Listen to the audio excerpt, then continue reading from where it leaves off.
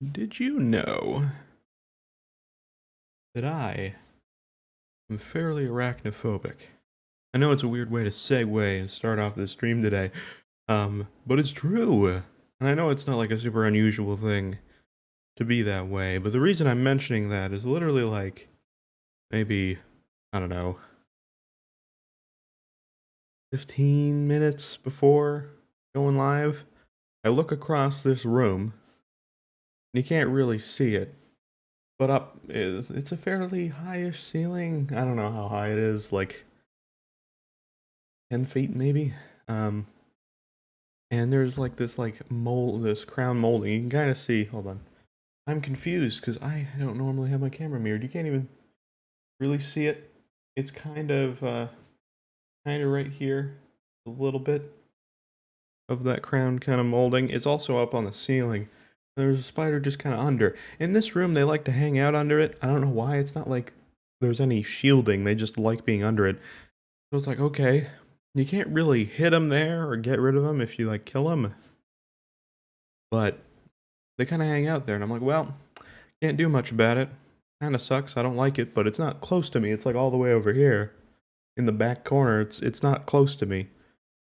So if it doesn't decide to move, which usually they don't, then I'm fine with it. Whatever, I'll live with it. So another like 5 minutes pass. I'm setting up stuff for stream. I look over. It's not there. It's gone already.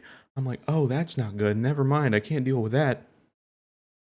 And it's like on the middle of the wall. So I like ninja over and run. I got my fly swatter here already. I grab it. I just ninja over. And then I go to whack it. And then it dies. And that's basically it. I mean, it's pretty simple. But here's the thing.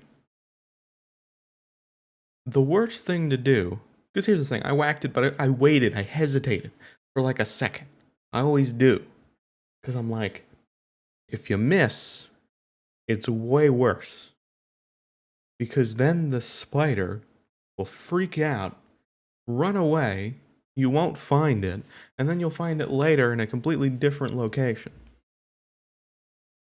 But if you don't go for it at all, you could still do that. It might just take a bit longer, and if you hit it and you're successful, then you don't have to deal at all. So it's kind of a gamble. You have kind of this like 50% chance of hitting it and being fine, and then you have like the split other half, 25% chance of missing it and it's way worse, or 25% chance of just not doing it and it'll eventually somehow get closer to you. It always happens. That's typically what it is, at least for me. So it's like I always gamble on the 50% because it's a higher chance. Usually I hit it, but every once in a while I miss, and it's like again it becomes much worse.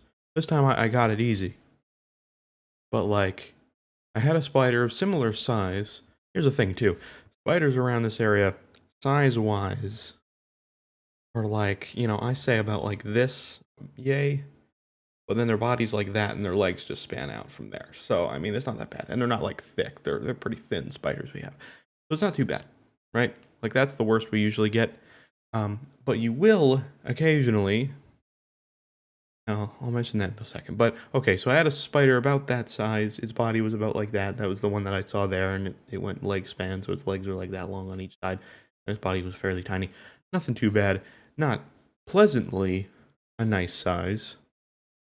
Like it was very visible, but I'm still like, yeah, sure, I'll just kill it. It's fine. There is like a nope scale of size. I'll get to that in a second too. But I had a spider of similar size in my bedroom recently, a couple days prior. Well, actually, it's probably about a week ago now. Jeez, time flies by nowadays, doesn't it? Either way, um, it was like above a wall, and he was like kind of he was up high, close to the ceiling, so there wasn't quite enough room to hit him. There was enough to do it, but then there was also like a piece of furniture in the way, so I had to kind of like reach around to try to hit him there, and it was kind of a weird angle. I was like, well, I gotta hit him because I can't have him in my room sleeping and just not knowing where it is, and then I turn the light on and it's like, on the side of the wall next to me. I don't want that. So I gotta get rid of this thing. So I go to hit it, and here's the thing. You know how I say, like, if you miss, the spider's going to run away, it's going to be more freaked out, and then you're not going to know where it is. I go to whack it, and I miss. I'm like, oh, crap. And I'm freaking out, because I'm like, it's going to run away.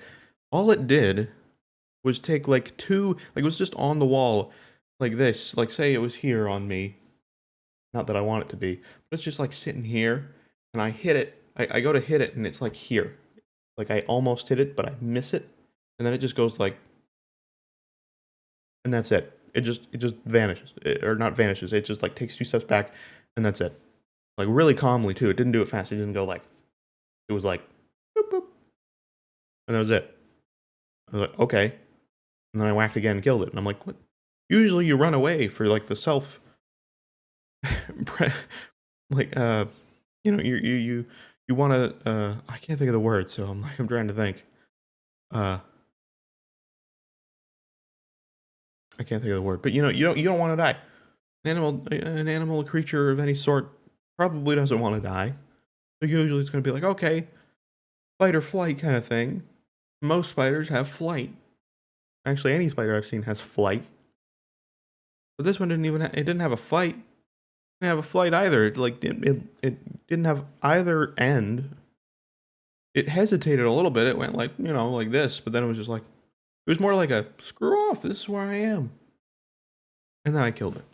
So, didn't really work out for it, but you know, that was something I wasn't expecting. It made it easier. I was able to kill it after. It didn't just run away and I didn't have the opportunity. It was really weird. In terms of spider, like, nope size chart, that exists for me. Anything that's body is bigger than, like, a lima bean. Nope. It's probably too big. That's a nope from me. I had one that was like a field spider in my house, and it was like big. It was like that. And its body was like that. It was big. And it was the biggest spider I've ever seen in my house. And also, the biggest spider I've ever been close to. It's probably the closest I've been to a spider in my life, too. Go figure, you know, the biggest spider. However, it's easier because it takes up more area. But it was still, even for a normal, like, spider that was like a normal size, it would have been way too close. So this, like, literally, I had, like, I saw it in the middle of the night, too. So, like, my bedroom's downstairs under this room. Well, on the other side of the house. Basically the opposite end of the house.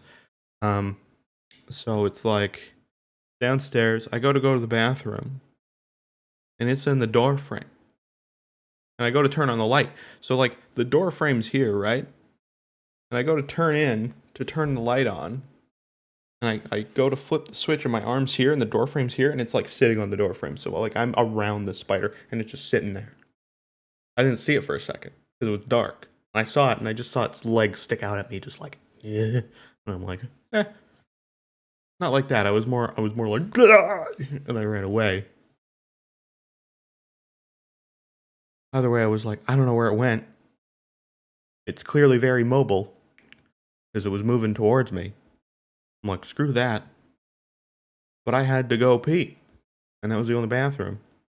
It was downstairs, otherwise I have to go upstairs. But I'm like, I don't want to do that. I want to use the bathroom. So I go closer to the bathroom. And it's not there. It's not in there. I'm looking in the bathroom. I look at the floor next to me and I just see this thing scurry across the floor. Unfortunately, the carpet is dark. So I'm like looking for it. I see it scurry just because of the depth of it, but like then I lose it because it kind of camouflages into the carpet. I'm like, I don't know where it is. This sucks. Anyway, I know it's not next to the bathroom, so I'm gonna go and use it. So I go use it, and then I'm like, I gotta go to my room now. I don't know where it is. Been all over for it. I'm like, screw it, I'm just gonna dash in my room. It's like at the end of the hall, so I'm like, whoop, into the room. I'm like, cool, well, I gotta look in here, see if it's in here. I didn't see it, so I'm like, okay. I'm gonna close the door and hope it's outside. Close the door. No, it's not on the door, but that would have been creepy. But no, I closed the door. And at this point, I've seen like the silhouette of the spider, but I haven't seen it in detail, right? I haven't seen it in light. It's been dark everywhere I've been. because none of the lights are really on. There's like, we have like one motion sensor light, but at night it comes on like kind of dim. That's not my choice. I would have it go at full brightness for that kind of reason. But whatever. So it's at like 10%, so I can like kind of just see enough to get from room to room, but I can't see where like the spider is really. I'm like, okay, whatever. I turn on my room light, which is at full brightness. And it's not in the room, but I look under the door and I see in the hallway, towards the hallway, there's a leg kind of like poking out under the door in the corner. It ran to the corner in between the hallway and where my door for my room was. I just see its legs sticking out from under the door. Oh my god. And then I got to see the full size of it. I was like, oh, that's too big. That was way too big for me. I was like, I can't even kill it. I can't even kill it where it is now. But if it comes in here, I mean, I'll find a way to kill it, but it'll probably be quite a ruckus. And either way, it sat there for like 20 minutes, and then I just saw it go, and it vanished. Out of there. And then I didn't know where it went. Next day, I'm like, hey, by the way, just so I'm not the only one that has been told about this spider or knows about its existence, biggest spider I've ever seen in a house is in the house. It literally was like terrorizing me at night. It like stayed there, like watching me as I was trying to go to sleep. Eventually it left. And it's like, okay, there's a big spider in this house. I didn't see it until like the afternoon, and I go into the bathroom again, it's just sitting on the floor. I'm like, you gotta come see this spider, it's huge. And it was the first time where I've said, oh my god, there's a huge spider in the house. And I was believed, because it was pretty big. But it was on the nope scale for me. The nope scale of like, it just owns the room now. I'm not going to kill it because I just don't have the guts to do it. So yeah. Same thing happens with me and house centipedes. They're too big. If they're like this long, that's that's a little too long. But I'll do it. If they're like this long, that's a 50-50. If they're any longer than that, no, screw you. If they're like this thick, fine. If they're like this thick, no. That's how that goes. There's a giant one in our bathroom recently again. It sucks. That bathroom that's like closest to my bedroom that I have to go into in the middle of the night when I have to like use the bathroom. I'm like, okay, I gotta turn on the lights. Oh, I can barely see because this is so bright. I go into the bathroom and I go to use it. That is also the room that usually has the most creatures in it, like bugs and stuff. Half the time, they all like to hang out there because the shower's there. And it's a basement, so it's really moist, and they like it. And because of that, they're always there. Like, oh, I gotta use the bathroom, never mind. Occasionally, I'll get on the toilet, and then I'll see the bug. And if I'm pooping, well, they help that go become a much faster process. But anyway. Alright. Let me go to the chat camera here. I want to open the music for now. I'm going to do that. So today we're just going to do some editing of photos and stuff. I just wanted to stream right around now. I just felt like it. I felt in the mood. I said I was going to do it on said stream today. Our last stream, I said I was going to do a stream today. But I'm like, I don't know what we're doing. I don't know. I turn the VLC audio down. I don't know what level. I guess 32. There you go. Alright, so I guess that's what we're doing. I want to edit some stuff because I wanted to make an end screen for the stream today. And actually I want to check my one other audio too. Okay, we're good on that front. But yeah, so I just wanted to work on like an end screen kind of thing. That was the hope. And so that's what I'm going to do. Hooray. Yeah, I have part of it done. So here's the thing.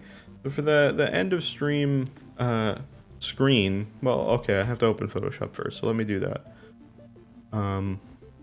But yeah, so I have part of it already kind of designed. I've actually done most of the graphic design, but I'll show you what I've done. There's still, I feel like it needs more, and I feel like it's a little too flashy for what it needs to be. I feel like it could be subtle, more subtle than what it is right now. I feel like we can do some color changes to kind of tweak things in a better way. So I think that's what we're gonna do. Is let me know if the music is too loud and or too quiet. And I will adjust accordingly. I'm trying to just go visually.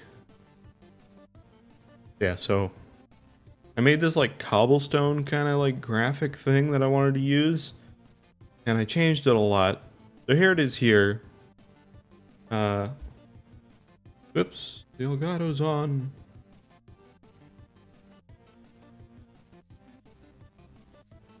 There we go. Okay, so here's the like end of stream graphic that I have right now, which is like not terrible. I reset up my Photoshop too, so I'm gonna be confused going around because I flipped like where the tools are. But if I go, so I have like this different things. So I made this like cobble background. We have these things here, which yeah. So I made like this background. I added this vignette, but this is what I drew in like, I use Procreate on the iPad. So I drew this, and all I really did is I did this red background. So it looks like a bunch of like objects above stuff, right? Like it looks like these are like rocks sitting on top of something, kind of like cobblestone.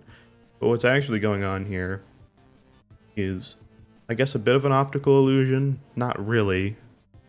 But it's actually just these lines drawn over a background.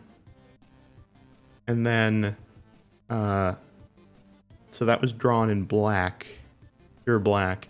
And then I added in the background underneath the lines, I added the highlights here and the shadows. And so I just drew those underneath. And so it looks like the highlights of all these rocks, and it makes them pop out. But on top of that, the black line thing I did, I added a glow that's slightly a dark red that is in the center of the lines, and it looks like the lines are actually red, and there's a shadow around each and every piece, and it makes the piece look like they've risen up. So yeah, it is a bit of an illusion because the lines are actually on top of everything, but it looks like the rocks are on top of a like dark background. So either way, I did this. The color's a little weird. It's kind of like a weird pinkish reddish color. It's just some color that I picked in Procreate. I knew I was going to recolor it later anyway to make it the right red. So I did that. And so I turned it into this, which is pretty rad. I really like that. Can I just say? Like, that looks pretty cool to me. It's not perfect, but I turned it into this painterly thing. So if you're curious how I did this, Photoshop right now has a thing called neural filters. I'm not going to use it now because it's pretty intensive. But essentially it's just like an AI like filter where it takes, and this has existed before. I've actually used these before, but Adobe has its own version of it. One I've used for a while that does the same thing is called Deep Dream Generator. And so basically all it does, it's a neural network that was trained on a bunch of photos in like one style, and it was trained on this photo and how it looks, and then it looks at another photo and it says, okay, look at this photo, try to make it look like this photo. And then there's a bunch of different training methods and how, you know, that neural network is trained to, you know, perform better at its task. Those details I don't know specifics of. But in knowing how neural networks work in a basic term, I would assume that there's some sort of thing that either looks at the image and it detects if it's like in this style, and it constantly just tries to fool that system until it's successful, and then they use that system. Either way, it made it give it this painterly look, and I merged two different images together to get some of these brighter rocks here in the middle. You can kind of see how it's a little more red in the middle. So I merged two different painterly images together to get this rock pattern. It looks really cool. If you add the vignette on it, it has a nice little like painterly atmosphere. It looks pretty cool. But it's a little bright for a background. That's my only like concern. I think it looks cool, but it's a little like, you know, and it's not something I've used for anything else in like the riskRED stuff, right? So it's like, you know, I could use it for end of stream. Like I have the like text here, and then I'm like, oh, I'll put the pentagram thing behind it. And I also applied a neural filter to this, but it's actually a smart filter, so I can just turn it on and off. There's the smart filter. There's without it. So that actually is a neural network, another neural filter, give it a like weird painterly look. And so that's how I drew it, and that's the effects there. I've also added a bunch of different like curve effects, so I could turn those off too. All that kind of stuff. For some reason, turning on and off curves, it did not like. Oh, I see. Oh, like redid the smart filters. Oh, very interesting. Didn't know it would do that. Anyway, either way, so that's kind of the idea. And I think all I'm going to do is just animate this, but I still want to design this preview image to have a good look of it before I put it into After Effects. And so I'm going to try a few things to see if I can make something that I don't hate. It's not like I hate this, but I think it could be better, if you get what I mean. I'm going to merge this background together. I'm just going to work on getting the background and the pentagram to merge, like, because it actually does merge pretty well, I think. But the background just looks a little too busy, and I don't want to just blur it, because that's actually how I kind of made this neural filter thing, and kind of helped make it look more like a painterly effect.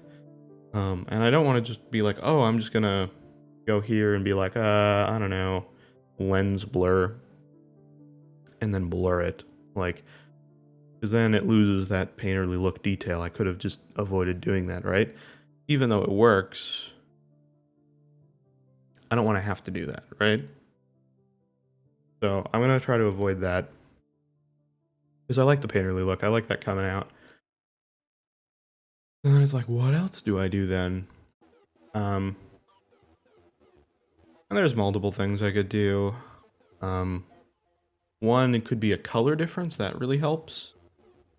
So you could do something like just make it black and white. And you see how that really helps immediately, because this is kind of like a color thing now. That comes in. And you can change it too. Like that kind of looks cool too, because of how dark it is. So you can change these values here. So if we put this up here, I kind of mess around with this. We can change the values in a way that makes it kind of darker. So something like that would look pretty cool. And yellow will do those fine details because it's kind of partially red. So you can bring up some of that, kind of do something like that.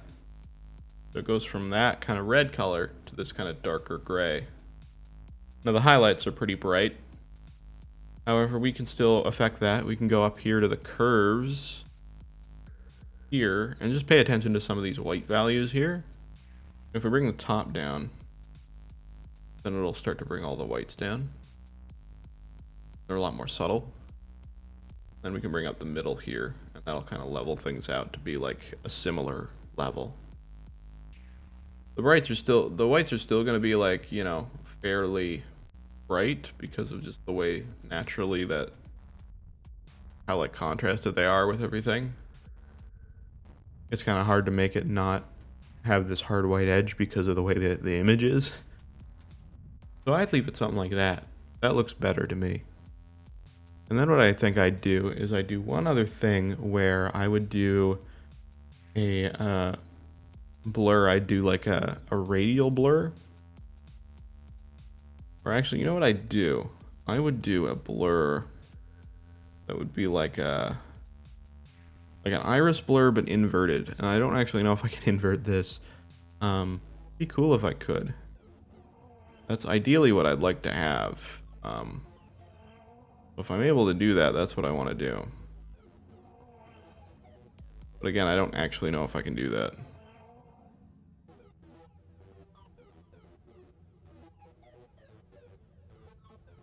Alright, well that's where I want it to be. Can I blur it the other way? Does not appear so.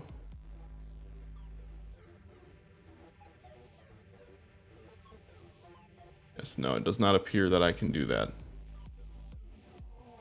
I mean, there's other ways we can do it. I just want to see if there's actually... I've never actually tried to do a blur in the center and get less blurred out. I actually don't know the best way of doing that.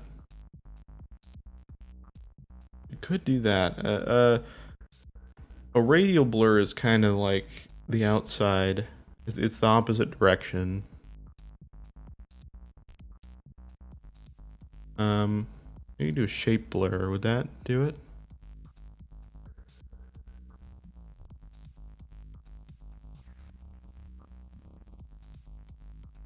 Huh.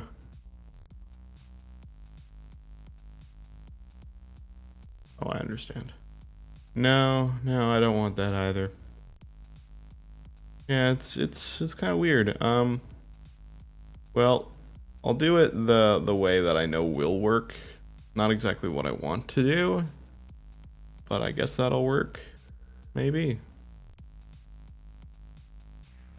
Yeah, this should work as well. So what I can do is I can duplicate this image. I guess we'll just do it here.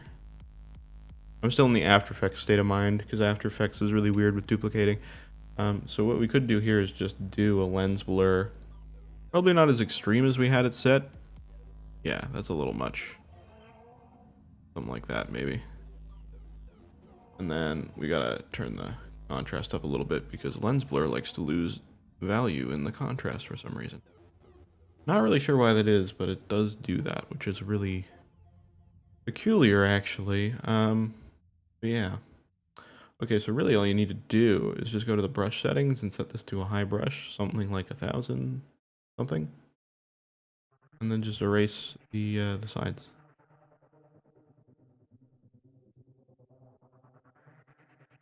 And then the top and the bottom will be a little bit harder because I can't quite reach it, so I gotta zoom out a little bit.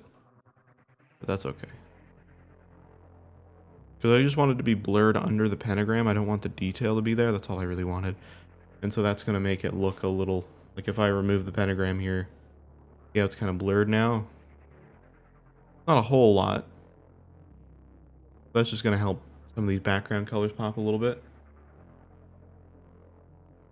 I'm going to do that, and then... not really too much else I want to do. I think that looks better. Yeah, that's more subtle, in my opinion. I think one thing we could do that might be interesting, and I'm going to consider trying this. I don't know if this is going to work, but hear me out. So I'm going to drop this in After Effects. This is going to be like mildly animated. It's not going to be a thing that loops. It's just going to be something that plays for a certain amount of time. So it should be pretty quick to do, but I have an idea for an effect I want to do. So let's get rid of this pentagram for a second. And actually, let's get rid of this blur as well. Let's just take a look at this image. So you see how the lines are kind of in here, right? What I want to do is I want to get... well, this is what I want to do. I'll show you what I want to do. So what I want to do is I want to take the pen tool for right now. And we'll set the fill to a flat color. So I'm going to set this to red. And I'll set this as path up here. I'm working right up here. It's kind of hard to see. Setting it to that. And that's basically all I need to do. And it's set to the curve one right now. I don't actually need it on that one. I just need it on the standard. Yeah, just the standard pen tool is all I need. And what I'm going to do is I'm going to follow the lines here.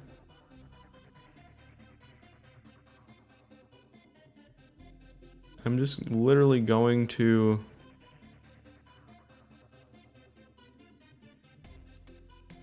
follow the shape of the lines.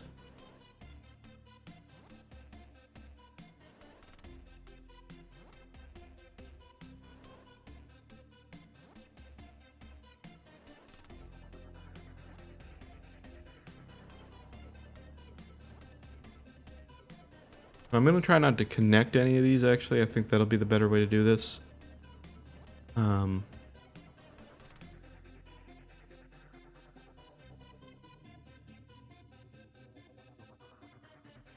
to say, though. I don't know if it will be.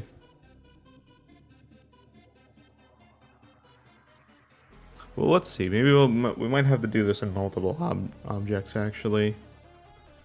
That might be a thing we need to do. Let's try to stroke this path. Did I actually do it? Oh, there we go. Okay, brush. Well, I would like the brush, but what's the brush set to right now?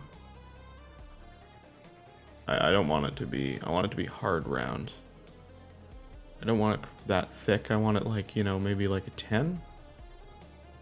Let's try that. How thick is that? Yeah, it's still a little too thick. I want it to be pretty thin. Maybe a 7. Yeah, there we go. What I'm going to do is I'm going to go back to this. I'm going to say stroke. Stroke the path. And then we'll wait for the window. Say brush. There you go. Now we have a path of that brush going all the way around for the most part. Actually, I don't know. Why did it not do it there? Oh, I see.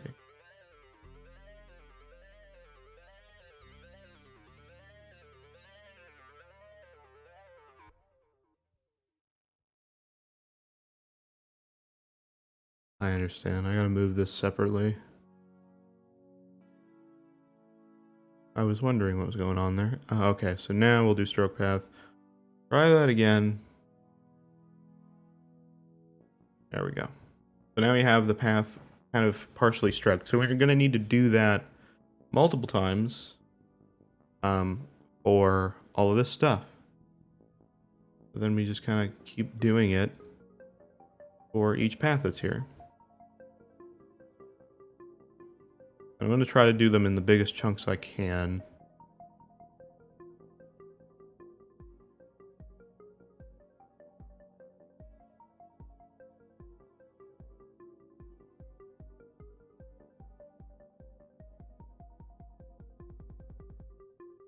Oops.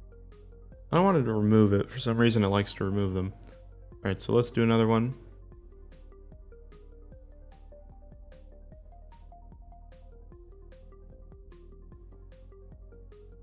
And so now that we have 2 paths, it's going to do subpaths.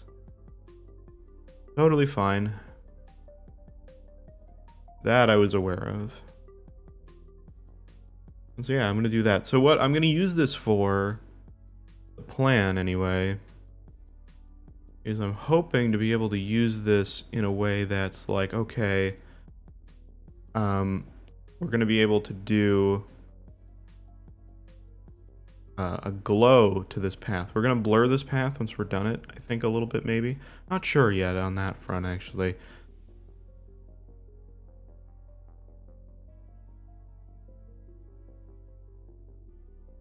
Oops.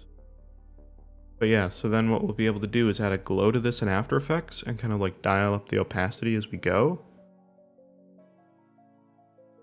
What that should allow is for us to kind of like add a glow to these cracks.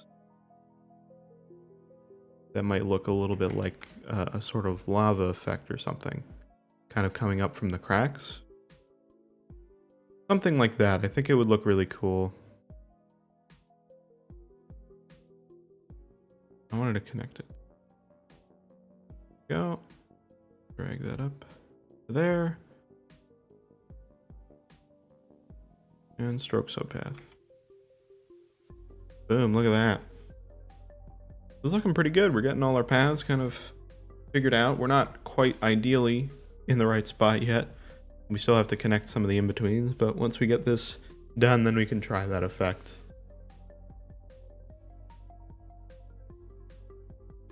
Now I do have the raw layer of just these lines, but I don't want it to be the same thickness, so that's why I'm redoing it.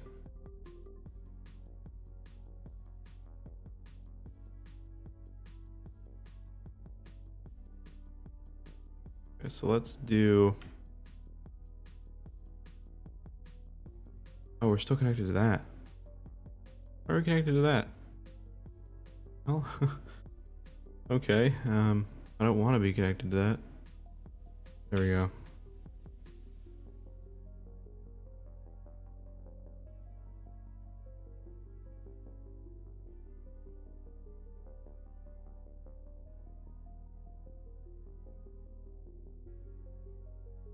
Yeah, so let's just do these, and it's partially hard because of the contrast to see exactly where the lines are. You guys can kind of see a little bit better than I can this monitor. While I like it for gaming, for Photoshop it's not perfectly ideal, but that's okay. These lines don't really need to be perfect in reality.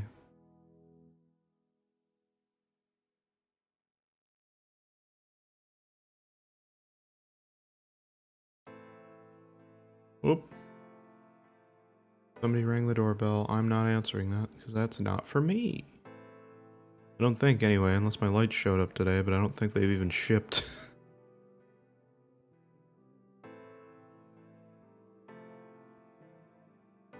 Alright, so... yeah, I guess I want to connect that, right? Yeah. Let's do it. Let's do it. And we can say stroke subpath. Or, oh yeah, there we go. Hey, more lines. A few of these lines we might just need to do like 1 or 2 different lines.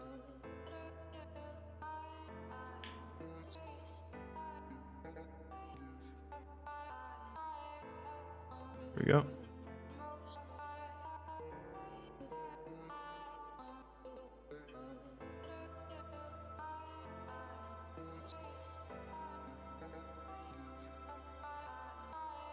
I'm trying to get as many things in one stroke as possible.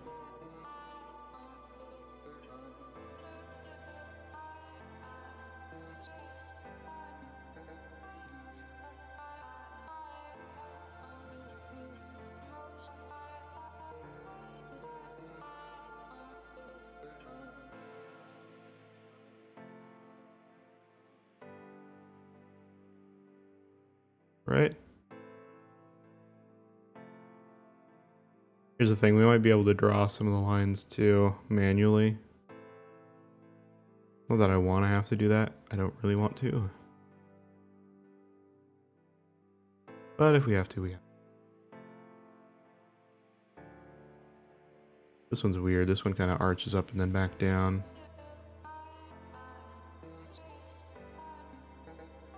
Oh, there you go. Go all the way to there. But why can't I stroke that? For some reason I can't do the stroke path here. Have to be around it all the way, like, connected?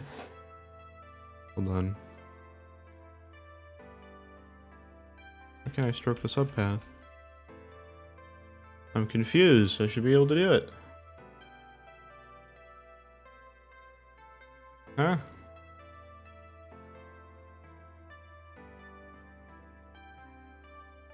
I'm not sure what that's about. Oops. Redo. Alright, well let's... Can we delete the paths from here at least?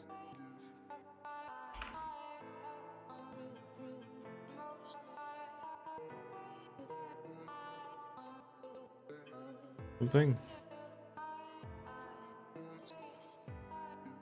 Well, I guess I can do it like this, right? That's what this is for. I don't work with paths very much. I don't know if that's obviously clear. I would imagine it is obviously clear. Okay, so doesn't look terrible right now. Maybe we'll just draw in the rust manually. Or not. What can I draw on this layer? Oh. I'm not on the layer.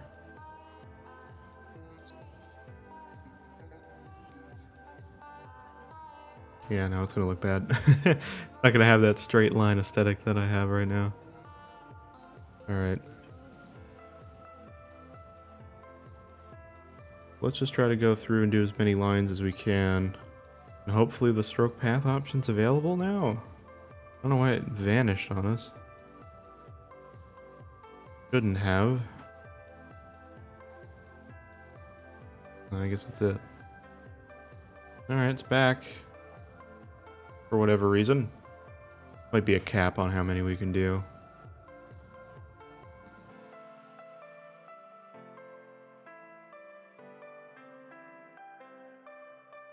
Alright. I think we'll get a lot in this one. Never mind.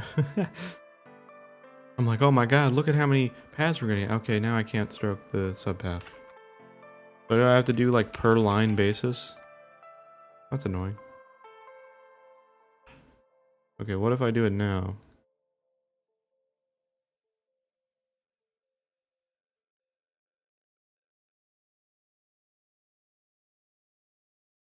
This is more for a science thing now that I'm just like trying to figure out how this all works. In terms of stroking subpath. I knew it was a thing you could do, obviously, because we're doing... Why can't I do it now? I don't understand. Do I need to select the whole thing? I don't understand why that's not an option, no. I don't get it. I don't get why stroke path was there and now it's not. Oh, is it deselecting the layer? Yeah, why is it deselecting the layer? That is unnecessary. That I don't need. Please stop. Okay, that makes more sense. I was gonna say, there's no reason that that should be denying us the ability to stroke the path.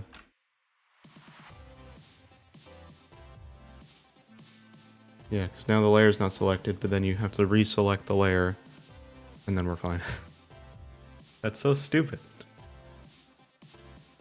Okay, whatever. Luckily, we figured it out, and that's what matters. These ones are a little weird. See how many I can get into this.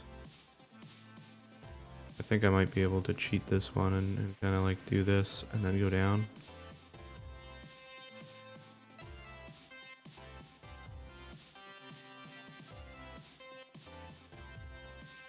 Boom. There you go. Layer was already selected on that one, luckily. Alright. Lines are turning out nice. I feel like I'm probably gonna forget a few though. Like I need to go here and then through here and around, right? Yep. This is actually more work than I was expecting it to be. I was figuring we'd do these lines pretty quick, but we have not. But that's okay. That's alright. Layer, please. We need you. Otherwise I can't do this. Wish the window prompt wouldn't take like a decade every time. Oh well. Do we have all the lines now? No, there's one there. And there's one here. And unless I'm blind, I think all the other ones are there. Nope, there's one there. Okay. So there's 3. Which we have to do separately, because they're not anywhere next to each other. Yeah.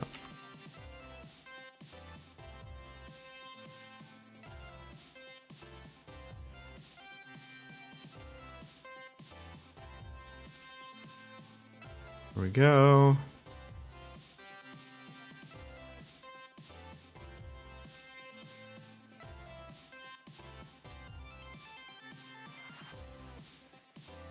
I don't know why the layer deselects. I don't understand that.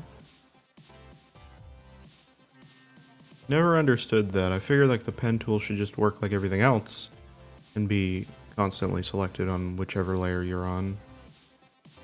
But I guess not. Oh, come on.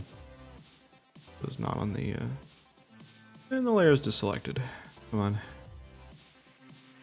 There we go. Rad. And then we just have to select these. Get out. There we go. Cool. Okay, so we have our lines now. There we go. And it already looks kind of cool looking at it in the thing. If I'm being honest. Looks pretty rad. I like it like that. Looks like it has that lava look. Okay, so in theory,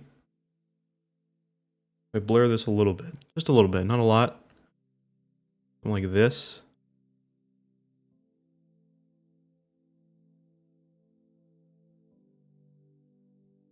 Gaussian blur doesn't really help though, because it kind of has those hot spots where they conjoin. Have anything that doesn't do that as much? I think box blur might not do that as much. Oh no, it does it way more. Never mind. Smart blur? I don't use smart blur very much, so.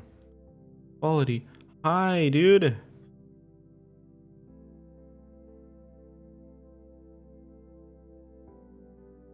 Okay, smart blur is being very dumb. Yep. The only other option I have is lens blur, so let's see. Kinda does the same thing too. I mean, that could just take manual fixing to do that. I don't like the corners being kind of blurred like that. Also, lens blur makes it look even worse than Gaussian blur, so I guess Gaussian blurs are our savior here. Yeah, it actually kind of looks cool when it's like the sort of like thing like that. Actually, what if we do idea time? Color overlay. Oh, that's unfortunate. It doesn't look that good.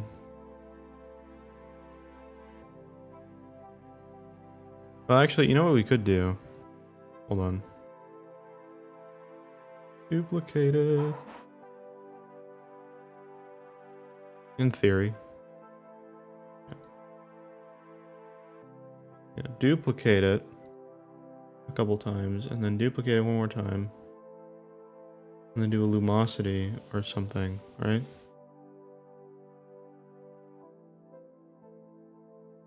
I'm thinking about it, I'm thinking about it.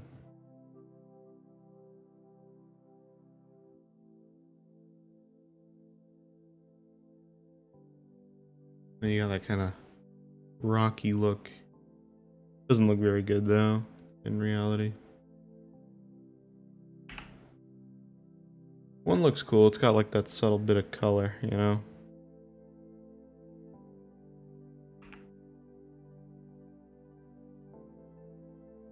Not really a good way to get that merged in there, fortunately. Because of how dark it is.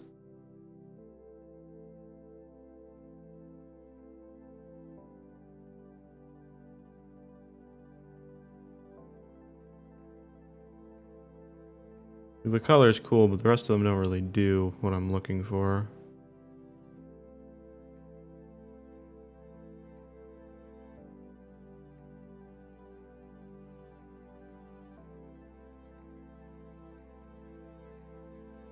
Hard mix is kind of cool to an extent. You know what we could do? Hold on.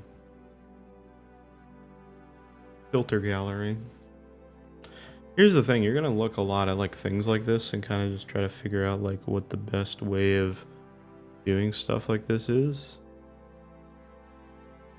Because of the way this layer is, I don't think we're gonna get what I'm looking for. Give me a second here.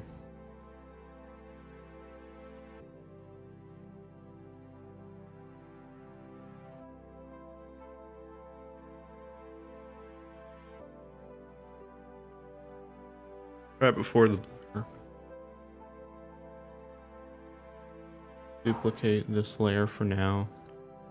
I have a version that I didn't touch yet. And I'm going to try median. A very low setting. I don't want to touch it too much. Just like that. You get a bit of that weird difference and stuff. Gives it a bit of weird character. Kind of merges some stuff together. And then...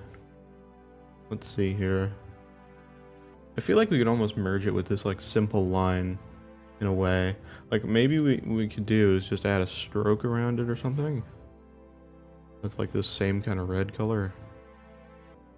Well, it won't really work as well now because of the fact that we added that median. I guess we could do the opacity, right?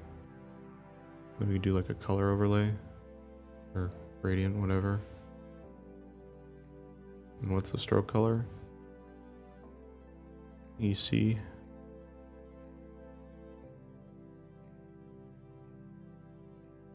There. And we have a thicker line like that. And we'll merge that down.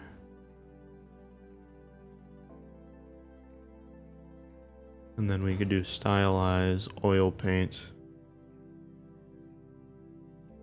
Or not. What did that do? What happened there? There we go. Actually, that's not going to do anything because if we don't do... if we don't put it on a flat color, we'll put it on like black or something. We'll just put in a fill. It'll let me, and then put it on black. Merge that down, and then we can do oil paint. That gives us kind of that slick look. A little bit. Actually, what I might want to do is blur it and then do it and see what happens. Just a little bit, not a lot of blur, like kind of like that amount. And see what we get. Nah, that's not really doing too much. Okay, well, let's not do that then.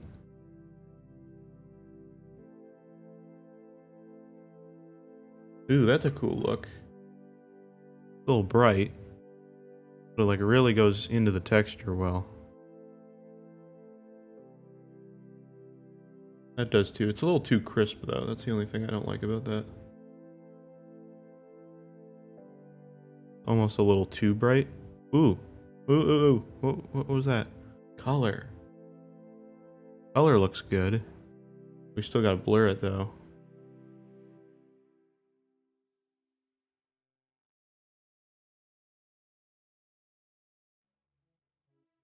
Something like that.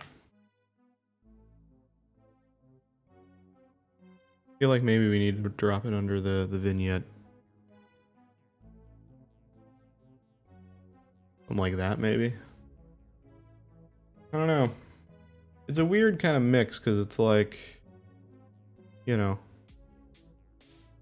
you could really go any direction with that.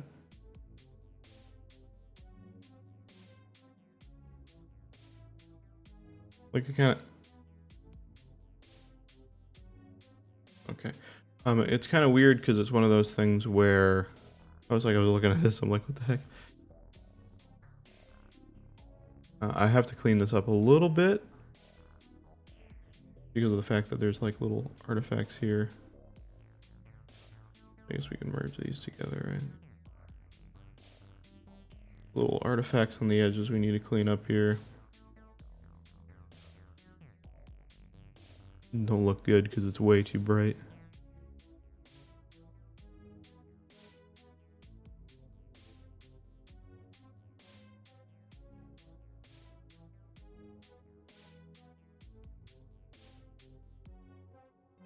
Clean up some edges, and then I'll leave it as is. And we'll just leave it as a subtle color effect then. But we do have that original base thing, so we might be able to add that as a glow later. Like just something subtle. However, at the same time, it might not work well. I'm not going to count on doing that.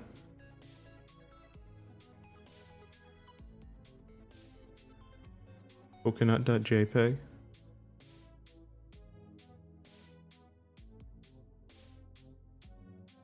Are you sending me that because it's legitimately a website?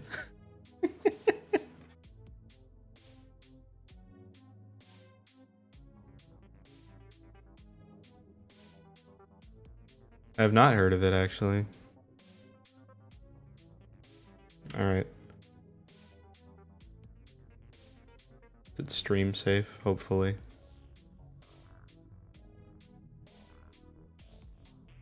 Oh, it's TF2.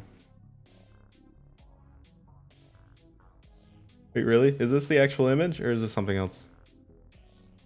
Yeah, it's that one. Really? I was not aware of that. What?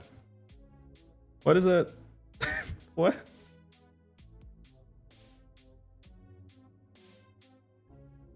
Why does that break the game? Have people figured out why that breaks the game?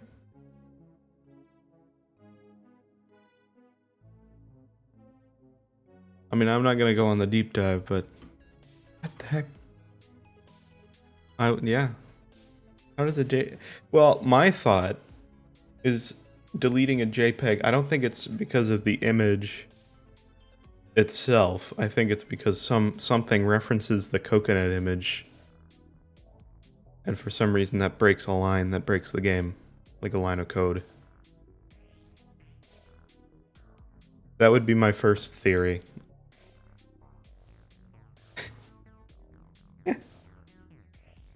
Does that mean, actually, it'd be interesting if somebody was working on a game and it wasn't functioning, and they put this image in and then it worked. The magical, mysterious coconut image. Okay, well, need that image now.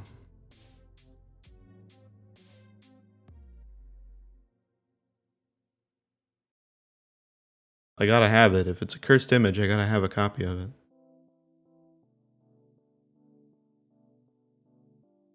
Also, that's a very detailed coconut for TF2. I don't understand why it's so detailed. That's like a legit picture of a coconut.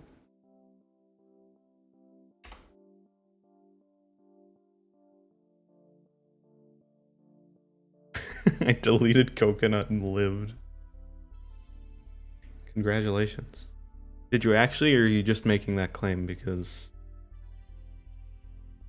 Yeah. I mean, technically you could just duplicate the image and delete the copied one. And then you're not lying.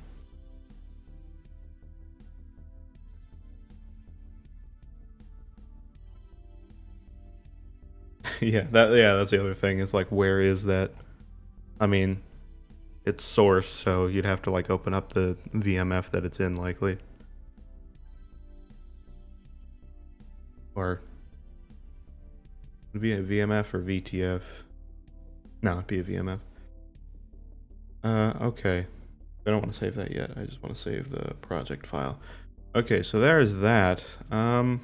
We still have the base one underneath? Yes. Okay. Is this one empty? Yeah. Alright, I'm looking through layers and stuff. So we have that still. I will leave that there for now. My thought is that what I'll do is turn the fill opacity down, maybe? Well, no, that won't really work. Oh, no, it will. No, it will. Hear me out. Inner glow, and then set that to center, and then in theory... Oh, wait, no, it doesn't do anything. Oh, I know why. Yeah, because it's gonna override the layer. That's what's going on there.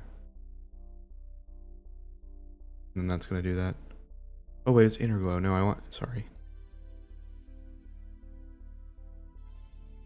Yeah, but we're still gonna have that problem. Yeah,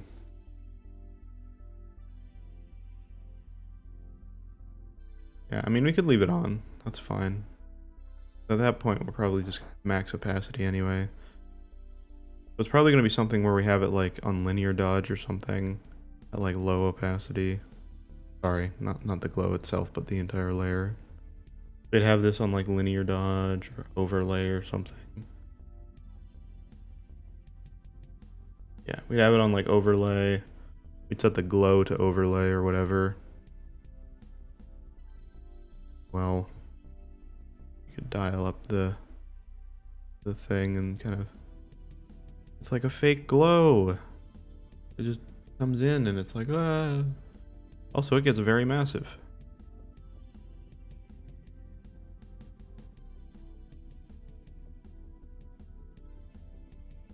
And then I guess we can put this in a layer or a group folder.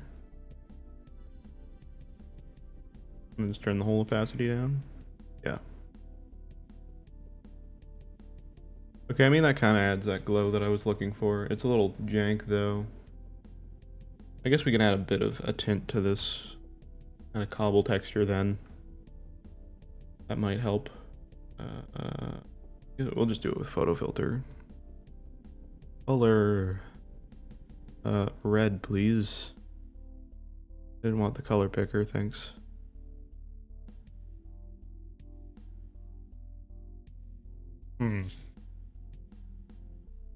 Oh, you need to decompile. Yeah. That's way more effort than it's worth to brick a game. That also implies that somebody... Well, I assume somebody specifically did not do that. They were probably doing something else, but it's funny to think of somebody just going into one specific VPK, deleting a picture of a coconut, and being like, yeah, that's all I wanted to do. Yeah, this isn't really doing that. I gotta get rid of Frank the Trash Man out of here. It's a fine song, but it's not good for stream. It's just kind of a random Danny DeVito eventually. Again, I don't have a problem with it, but... okay, let's just do color overlay of red. Ah! That's a little much. Okay.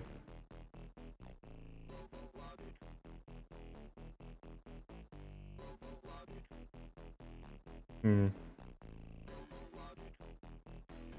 that's way too bright of a red. Do overlay. Trying to find like the best kind of medium here without it looking terrible. I don't know. Maybe that glow we should just ditch and just do it that way. Yeah, that's more subtle. I'm just gonna go with that. Screw it. The glow in the rocks just doesn't look good. We have that. Which actually looks more integrated with the background now because of the like glow in the rocks. It kind of looks like it's like affecting the ground or something. I don't know. But we're gonna get rid of the smart filter, I think. I mean, I don't like the color. It looks orange there and then it looks red there. I don't like the filter. There's something in filter gallery that we can find that'll look good. 18, yes. Haha, devil, he kill you. He the deadly. I'm looking through filters right now. I just have it on my other monitor. I'll move it over here. Aha, filter. Some of these look like trash, and some of them look fine. Also making it look orange. For some reason, it really likes the center looking orange. Actually, I think it's doing that because it's still using the smart filter. Can I delete this smart filter, please?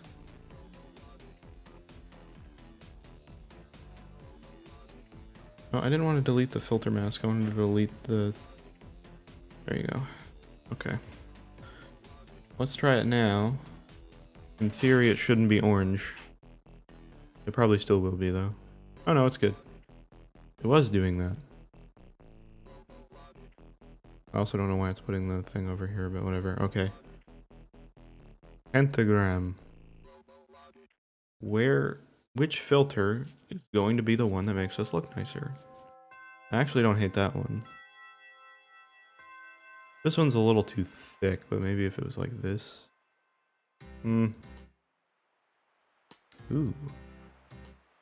Kind of like that. If we turn the contrast up on that, that would look kind of cool. I'm going with that one.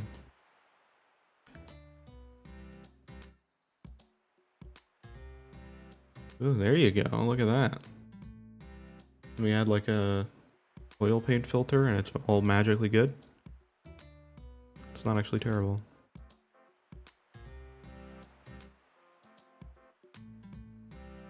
Got that kind of smooth looking look now. And then maybe we can do a neural filter, but it's probably gonna blow up the stream because the neural filters are so laggy, it's insane. Adobe, please fix. Okay. I have the little menu that I'm affecting, but you guys can see what I'm doing, so that's all that matters.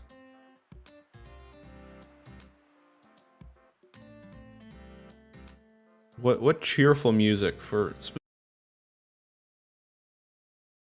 Oh my gosh, I'm back. Okay. I literally said doing Photoshop and stuff.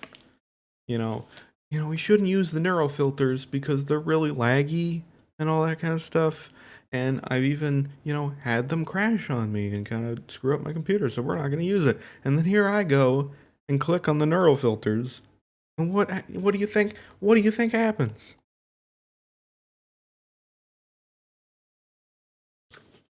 I'm a dumb. But that's fine. We're here again. We're back. It's fine. Well, it's not completely fine because I didn't save the Photoshop file, really, so we probably don't have much of this. Oh. Yeah, Photoshop's going to be bricked and broken now because neural filters breaks everything in Photoshop for whatever reason. We probably won't have GPU acceleration now because neural filters does that. Yeah, see? Look, it resets literally everything in Photoshop for whatever reason.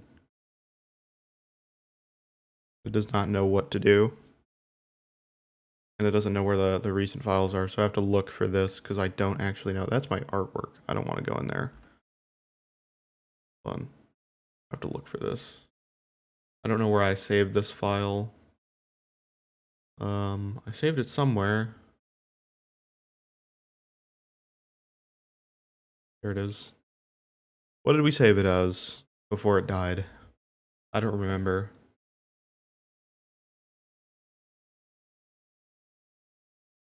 It takes a while to load files. That's normal. I expect that. I think we saved it with the gray background. I don't know if we saved it with all the lines that we added, so we might have to redo the lines. Hooray! Oh, no, we don't. We're good. We're good on that front. Oh, we have the blur, right? I forgot we added that. I forgot we're supposed to put that back on. Yeah. I'm gonna get rid of that now. I think it looks better without that. So the pentagram's back. And the smart filter's back. Look at that. Beautiful. Alright, well let's can I clear the smart filter? Yeah. I don't want that. Okay. I think I'm just gonna have to decide to live with this effect. Or something with the filter gallery and not the neural filters, because the neural filters are just gonna break everything. And we learned the hard way. So it's fine. Anyway.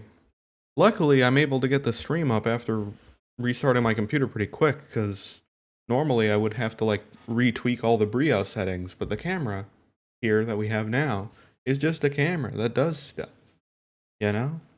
It just does its own thing. So it's still set. It didn't turn off. It's just there. It's just there. I'm looking at the viewfinder. You're there. Hello.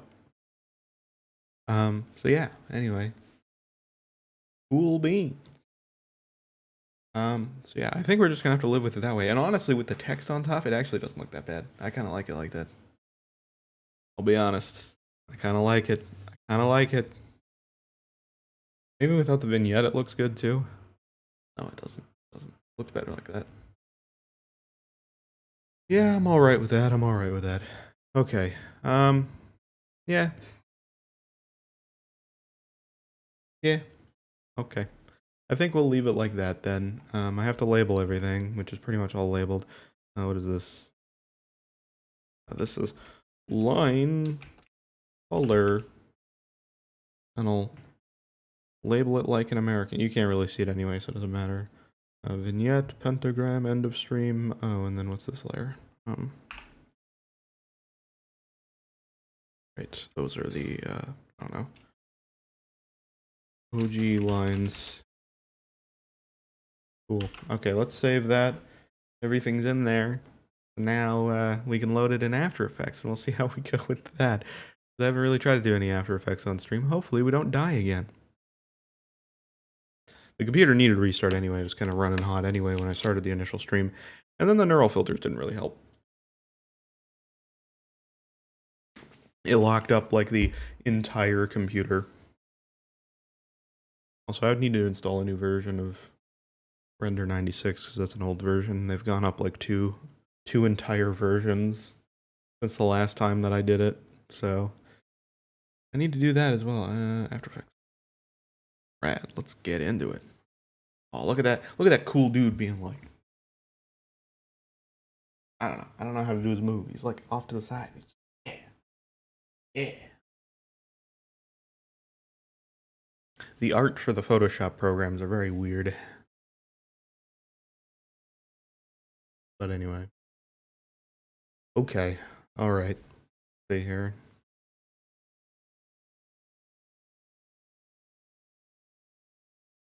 We're going to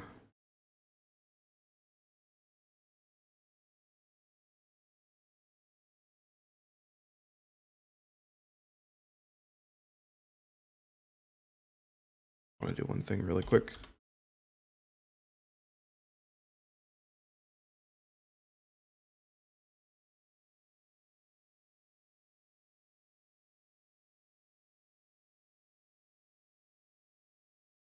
I'm looking up something real quick I need to do.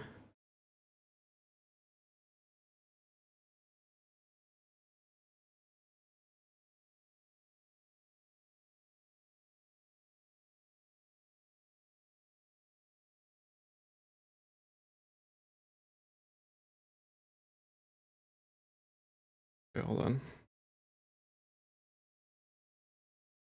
Oh.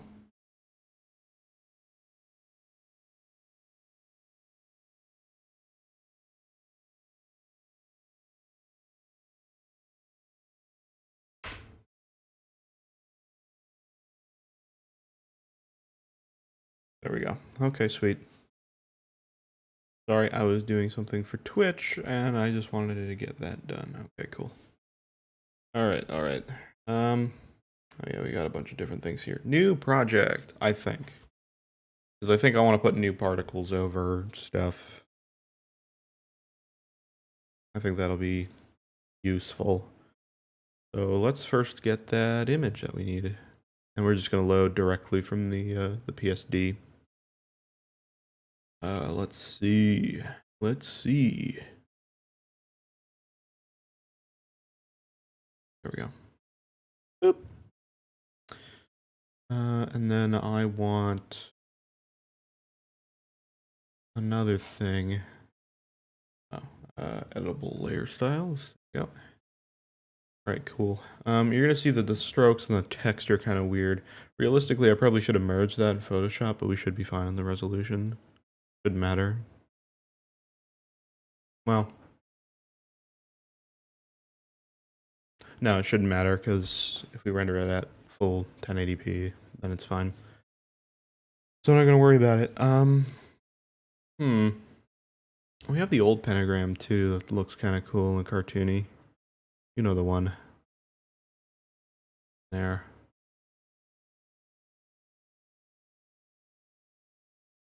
I'm just trying to get some files together. Oh, I don't have my one hard drive plugged in. I need to plug that in. Yeah, because then I don't have any of my asset files.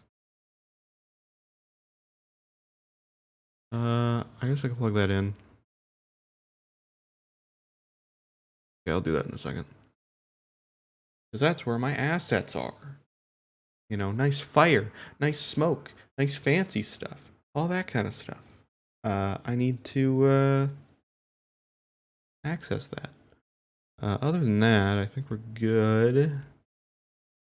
let's see what this, well, this is its own thing. Let's see what the comp settings are. I need to tweak them. Never mind, I don't need to tweak them. Okay, so I'm gonna use a song here. I'll show you guys real quick. If I can find it. That I'm gonna use. I used it for something else, but I think it'll work here too. Oh, here you go.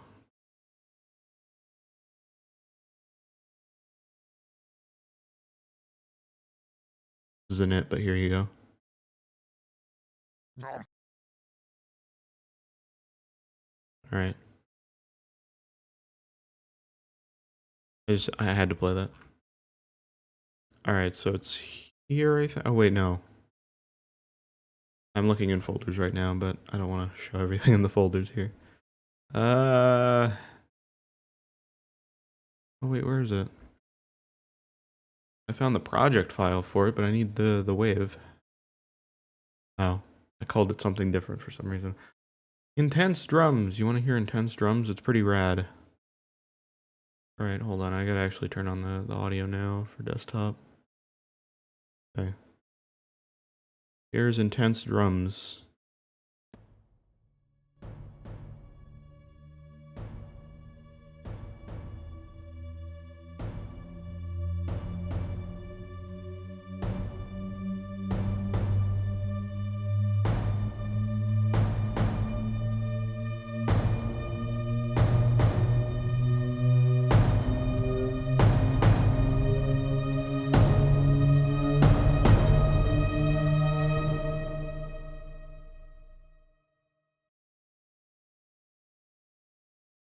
There you go. That's what it is. Actually, I gotta look at the wave thing again. Oh no, we're good. We're good. We're good.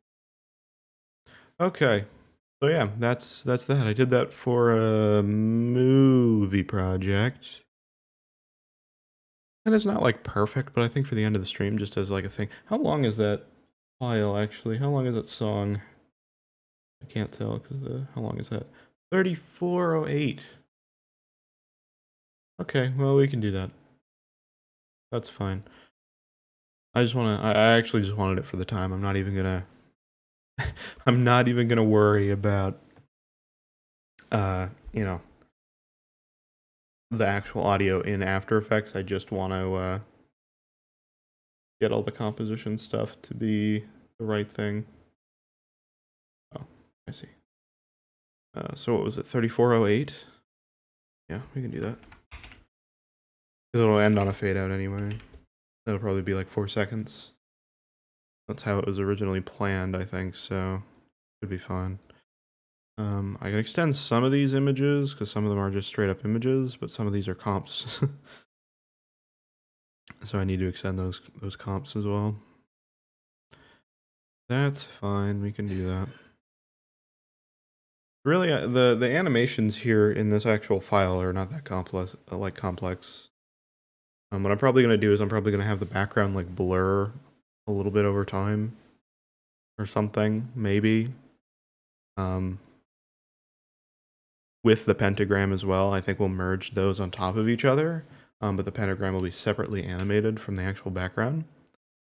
And so what we'll have is we'll have it like spinning the same way we have it in the BRB thing down there, as you can see.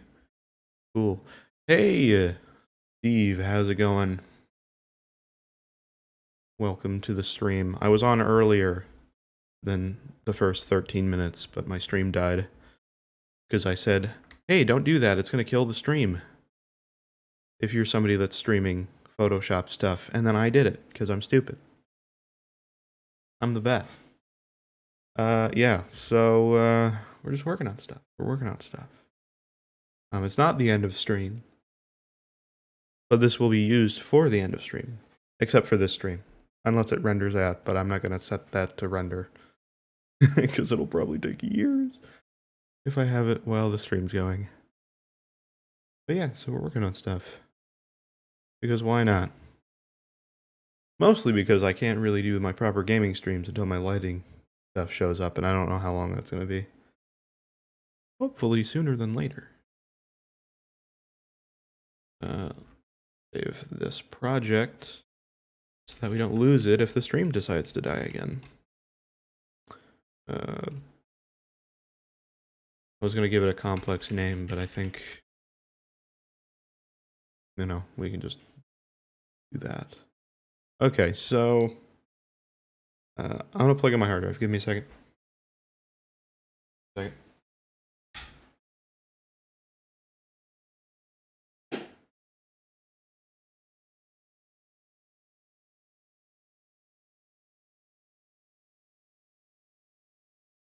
Aha! I found the cable.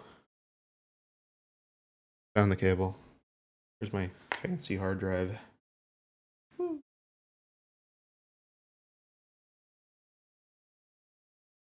plug it in. It has all my assets on it.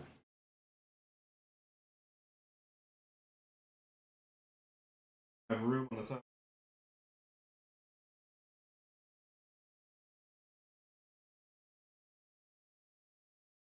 I'm waiting until the day that I put like a hard drive or something on top of my computer, which is where the power button is, and I accidentally hit the power button. It's not a super easy thing to do, but it's totally possible.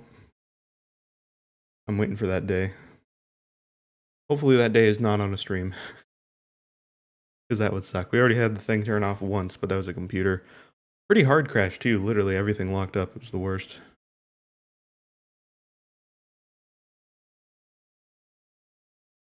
Let's see. There we go. Actually, okay, so I don't really know. Let's do the animations first, because I don't know what, like, the actual assets I want to use. It'll probably just be, like, some simple particles, maybe some smoke and stuff, just to make it look nice. I just don't want it to be the same as what we did for the other screens for the stream, because otherwise it's just going to look stupidly repetitive. So yeah, let's do that. Okay, so because this one doesn't loop, I don't really need to worry about things being specific times, luckily. But I'll probably keep the pace the same for the thing going. Did I get your airdrop last time? I did. I appreciate that. I did get it, so thank you. It helps the impact of buying said camera, because that was not cheap. But it looks nice. Isn't this nice? This is a nice camera. I like it. I'm pretty happy with it. I was a little worried because my battery pack like slowly goes down in percentage, because it's supposed to actually just be AC power. That's what it's supposed to be. So it's supposed to stay at 100 the whole time. But for some reason it's like, nah. But then I turned it on this morning and it resets, so it's fine. Unless I do like a 12-hour stream, then it won't be a problem. And even then I can reset it if I just turn the power off for a second and then turn it back on. So that was my only concern. But other than that, it's nice. It's nice. I like. And I can use all these scene transitions now, because before I had to like change the webcam camera like between scenes, and it was really annoying. That's nice. I have a second camera, but I didn't turn it on. I don't know where I want to put it yet. Okay, I need to extend these. Yeah, I need to do that. Okay, so we're going to 3408. This is the annoying thing about After Effects. You gotta like extend every single composition individually of each other, otherwise it won't extend. But that also happens in Premiere. Because in Premiere, you can group things together into a nest, which is very useful if you need like multiple effects to be together, and then you need to put another effect on top of that. So like, for example, Steve, good example. The one Z-Run video where I did like the horse thing coming out, I did the whole effect, but I needed to add like a bit of a zoom in, so I nested that together, put it into a group, and then I added the zoom in separately. And so it's useful for that, but like you can't change the length of it once you do that. So if you're like, oh, I need that clip to be like a second longer, I need to go into the nest, extend all the clips there, and then go back and then extend it there. So, bit of a pain. And After Effects works the same way. Where it's like, oh, This composition is 30 seconds, but the full one is 3408. And so I need to put that in, and then I need to drag these out so that they don't just randomly disappear after 30 seconds. And then I need to extend that. There we go. Why, thank you. Here's the thing. It's interesting you're showing behind the scenes. Yes, because here's the thing. I am a supporter of the whole, what do you call it? You know, just teaching and being like, hey, this is how you can do stuff. This is what I know. Because if I can be like, hey, this is how you can make your stuff better, or these are things that you can know to make your stuff better, then yeah, I'm going to tell you to do that. Am I actually using that layer? No, that is off. Oh, I extended that layer and I'm not even using it. Cool. All right, well, that's fine. And actually, you know what I'm going to do? See ya. Don't need that if we're not using it. Ooh. All right. That's all we're using. Oh, we're not using that either. See ya. All right, let's animate this pentagram. So all I'm going to do, simple thing for the pentagram, it's very complicated. You can't really see the settings, but I'm tweaking the rotation so that I can animate it. And then at the start of this composition, you can see the keyframe down here. So this is rotation. If you zoom into that, you can see this is every single frame. And then if I go to, so 30 seconds is right here. If I go to 30 seconds, probably have to tweak it. Nope, I'm on exactly 30 seconds because I'm the best. Anyway, if I set my rotation, you can't see it, but if I set it to 1, which is 1 full rotation, then it goes 1 full rotation. Now you can't see anything changed because it went back around, so it's the exact same. But if we go in between, oh, it's a different rotation. Now, this kind of pentagram-y shape is not exactly perfectly center. So what I might want to do, even though I like it, it's kind of weird and wobbly, you know? Like we can play it back. It's a little slow because After Effects is slow. It goes faster than that. Not by a lot, but it goes faster than that. Because now we can play this part back at real speed and you can see how fast it actually goes. See, it's kind of fast. So what I might actually do is I might set this to half a rotation over the course of that because it's a little fast in my opinion. I think it should be slow. Let's set this to 0. 360 is what? Something? Math? What's half of that? Like 1 something? Is it 130? No, that's wrong. Math. Calculator. I wasn't a good math. So I'm not scared to admit that. My math is bad. 180. That makes sense. I'm stupid. Okay, so in that case, we'll just type in 180.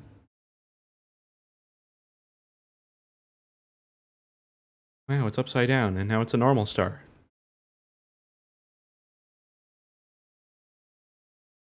Alright, so it turns around halfway, which is even slower.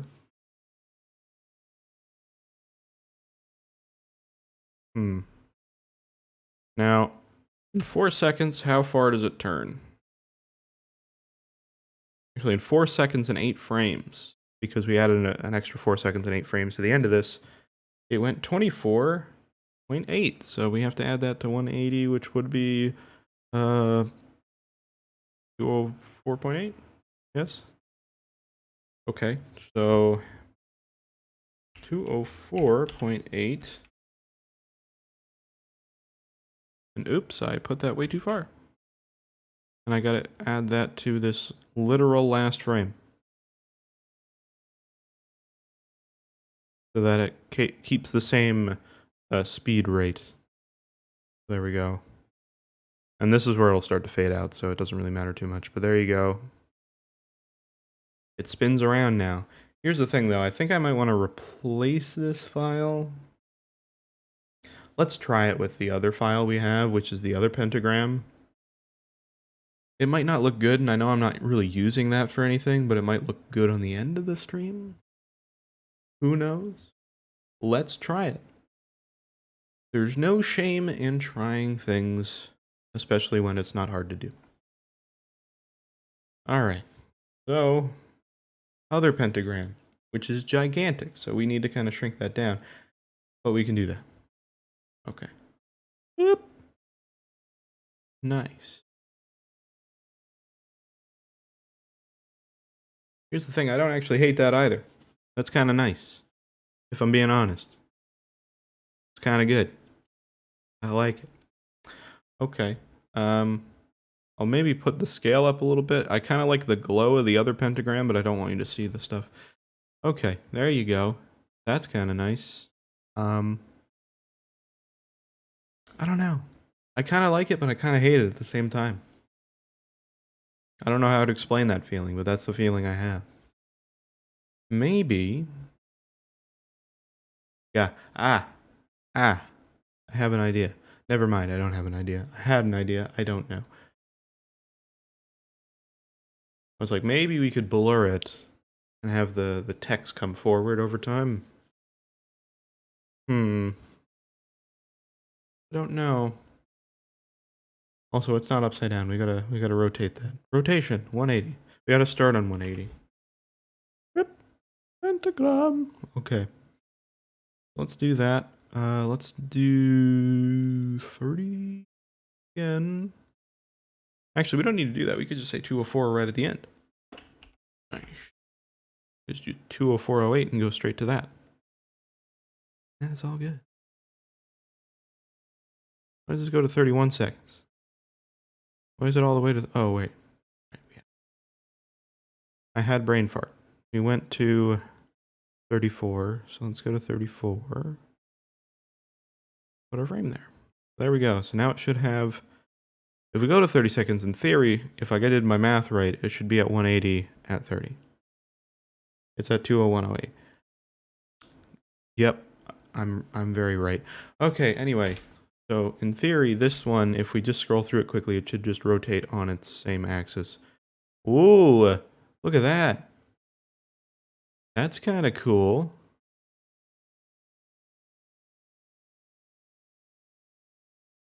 Oh, no.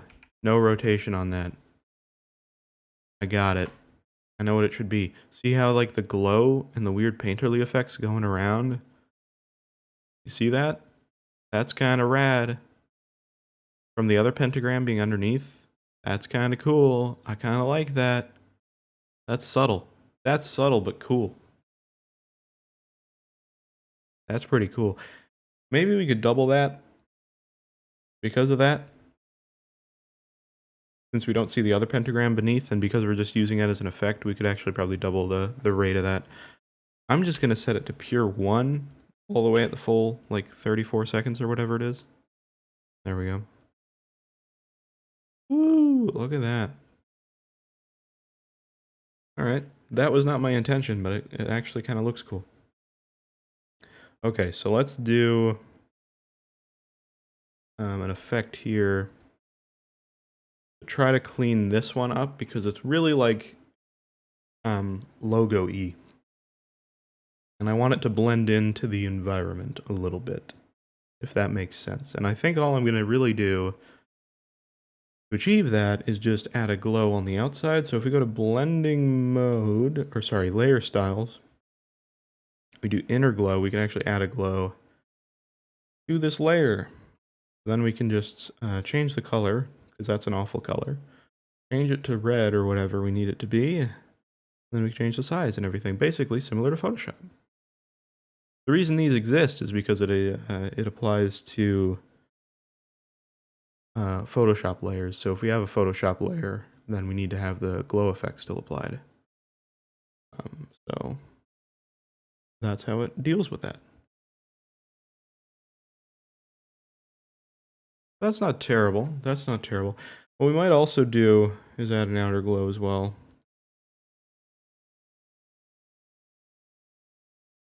It's not letting me do it though, now that I have that selected. Oh wait, there we go. Okay, outer glow, let's add a red as well, or a white.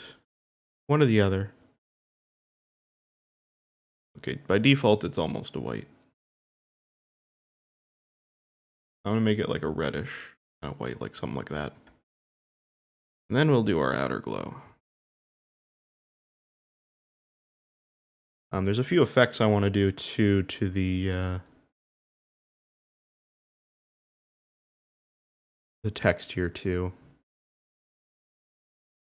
that I think would look good. Okay, so actually I'm fine with that. I might add a little bit of noise to it just to kind of differentiate it. Integrate it with the background a little bit. Yeah, there we go. There we go. Look at that. I don't know if the inner glow has that same noise thing. Oh, it does. Look at that. Woo! Nice. Bit of texture. Give it some texture. Make it look nice. I'm going to see if there's any paint stuff. What's in stylize in here? I want to know what settings we have to work with. Brush strokes. That's cool. What does that do? I don't know. I never use these effects in After Effects. It's thinking about it. Yeah? Oh, I think it did something. Maybe. You know, see how the text is weird? Oh, I see. Brush size. Put it up to like 5, and then we say stroke length like really high. And then I think we'll see the effect. I think it's very subtle. Because of how big this image is.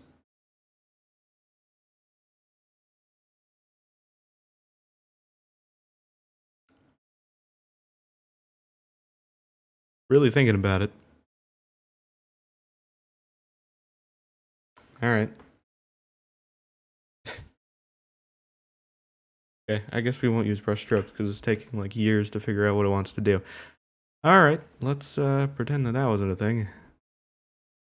Actually, you know what might happen? Because that image is really big, what might help is if I do pre-compose here, which is basically like nesting. Move all attributes to that. Yeah, and that helps the glow too because it looks a lot nicer. Is it good? Okay, so let's try that brush strokes now, because now it should be lower resolution. There we go, see? Easy. Oh my god, look at how big that brush stroke size can go. Look at that! Oh, never mind, it's not nearly that big. It's lying to me. It looks nothing like that. See, look at that. And then it's not going to look like that. See, what is that? You were lying. Alright. Stroke density. I don't know what some of these controls do. Oh, I see. Actually, we want that higher. Because it looks kind of bad right now.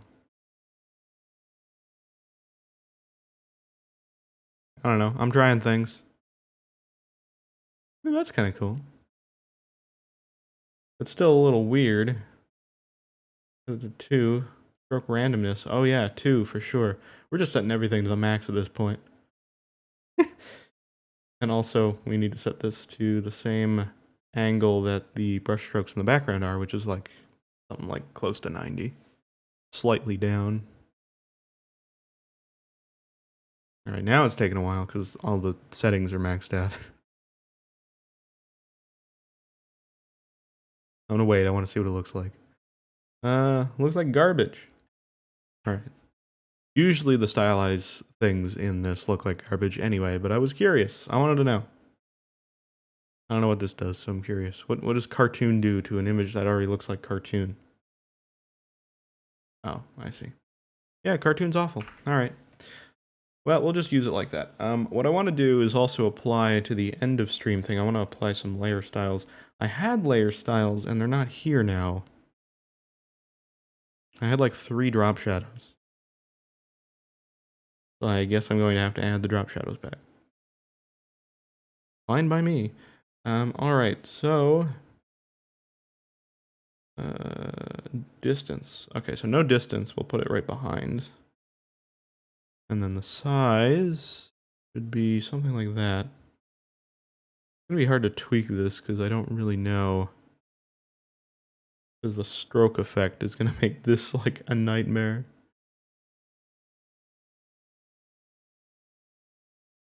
Like that.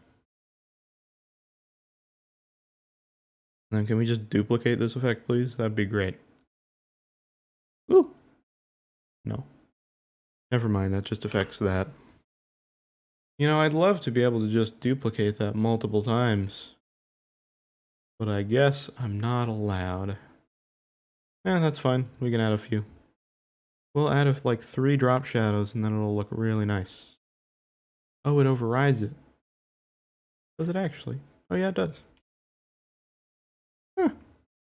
Didn't know that. I mean, it's still very visible, as you can see, if we turn it on and off. Yeah, that looks good. That looks good. One thing I'm gonna do, I think.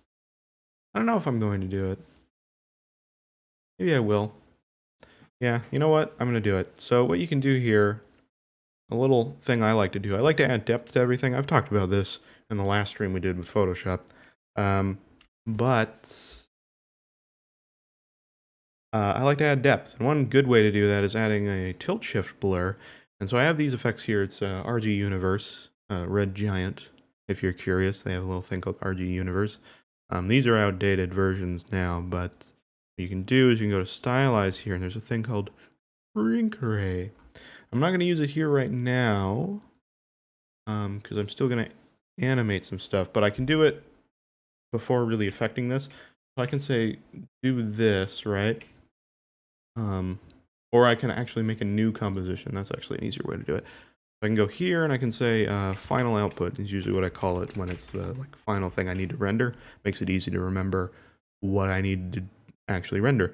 So I'll do final output, which is the same settings as the other one. Drag the riskRED cobblestone thing, which is this one here. So this is internal of this, and if I go to final output, then it's just our composition here. That's, you know, what basically all this is compressed down into this. So if I go here, I can add the shrink ray on top of literally everything. And what this will do is, well, first it adds that really cool, nice glow contrast, which is kind of nice. I am going to go into this here and look at the pentagram and open that and turn the glow that we have, at least the outer glow, down because it's pretty bright. I'm going to turn it down to like that. It's a little bright, as you can see. And if we go to final output, then it looks cool. I actually really like that extra contrast. It looks really cool. Gives it an interesting pop. And the glow looks really, really cool. So I like that a lot. But you see how the blur gives it like some extra depth? It's a nice bit of polish that really is not needed, but it looks good, so I like it. And I'll show you another thing that's a nice little bit of polish too with the red giant effects that look really good too. So if you go to mask view here, it'll show you kind of a grayscale version of your thing, and it'll leave what's in focus in color. So to make it easier too, you can turn the fall off down and it'll give you a hard edged line that you can see, and then you can just see where the color is, and it'll show you basically like what it is. So if you do height, it'll extend it. So I'm going to go to about here, or somewhere here, pretty much where it was, but I'm going to expand it a little bit so you can see more of the star. I'm going to turn the fall off back to what it was. I'm going to make it a little less fall off, and then I'm going to turn the blur up more than what it was. I like heavier blur. I'll actually turn that fall off up a bit more. Something like that. That's what I like. No, you can't really add any noise to it, because I would do that if I could, but you can't really do that. But I'll show you something else I do that's kind of like adding noise. Not really, but yeah. So there's that. So then you turn it off, and then you got your effect again. Actually, I might turn the height up a bit, like that, and then blur down maybe a little. Yeah, something like that. Yeah, actually it looks good like that. Closer to what we had it originally. either way, you get the general idea. It's pretty cool. So we got that, right? So then we can go to, where is it here? There's a thing too, actually it might be in here. Yeah, so there's this thing called texturize. You can also put on top. And that adds texture and like grit and stuff. And I like applying this on top of the blur after the fact, because then it makes it look like there's like almost like a layer on top of everything on top of that. So then that kind of gives it depth. Now it makes it a lot darker, as you can see, because the texture is over pretty much the majority of the image, so it's making it look really weird. But basically, it's just adding a texture that's then doing a multiply effect, which is taking the darkest values and basically trying to put those on top of everything. You can change it to whatever you want. We might want to change it, but multiply is usually the best one. However, because this composition is really dark, we might not want to use that, but we'll see. But the radius, essentially from the middle, will have less texture, and then the further it goes out, the more the texture is revealed. So this doesn't really have a mask view. It has like a mask ability, like to modify. So what we can do is we can say aspect, which will stretch it in width, and you can kind of see how that's affecting. It kind of stretches the width of the mask out, so we can kind of stretch it to where we want it. So I want it about there or so. And then I want the height to be a bit different. And all you really need to do, turn the scale of the mask up. You just turn the scale of the mask up, which will change everything. So you might want to change the aspect back down if it's not where you want it. And just tweak it until you get it to like roughly somewhere you like. So there you go. So that's with it on, that's with it off. And so I'm going to actually expand the fall off a little bit too. And I'm going to bring the aspect in a little bit more. Something like that. So there's the texture rise thing there. It adds a bit of a vignette just, you know, naturally because it's a darker texture. You have different textures you can pick. We have concrete edges. We have this high contrast wall. I'm not a huge fan of that one. Some of them are good. Some of them are bad. That one's subtle, concrete bricks. There's ground, which is pretty aggressive. I think that's the one I use for most of the main things that I'm the main like graphics we have on like the BRB screen. Towards the bottom of it and the top of it, it has a bit of that texture. It's hard to know when you're watching it in full, but those little bits of polish are really nice when you have everything set up the way that it is, right?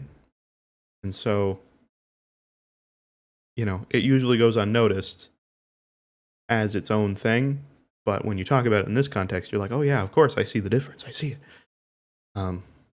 So yeah, so, you know, my theory for a lot of this kind of stuff is just kind of try to like tweak stuff until it looks generally okay. That's the best thing I can really say. I think one thing I might do, I actually want to turn this opacity down lower on the outer glow. I think it's still too bright. Yeah, that's a little bit better. It's still pretty bright. I'm okay with it being pretty bright. We might be able to actually turn the size up too a little bit on the outer glow, and then turn the brightness down even a little bit more. Something like that. I want it to be like visible, but I don't want to be like so bright that it's like, ah. Yeah, so there's that. But yeah, so just adding little tweaks and stuff. I think that's pretty much all I would add. Sometimes I add a lens flare, but for this screen, I wouldn't do that. It's not really needed. The only area I could think that would be useful, and I would add this on this specifically. So if you want to add a lens flare, by the way, go to layer and go to adjustment layer.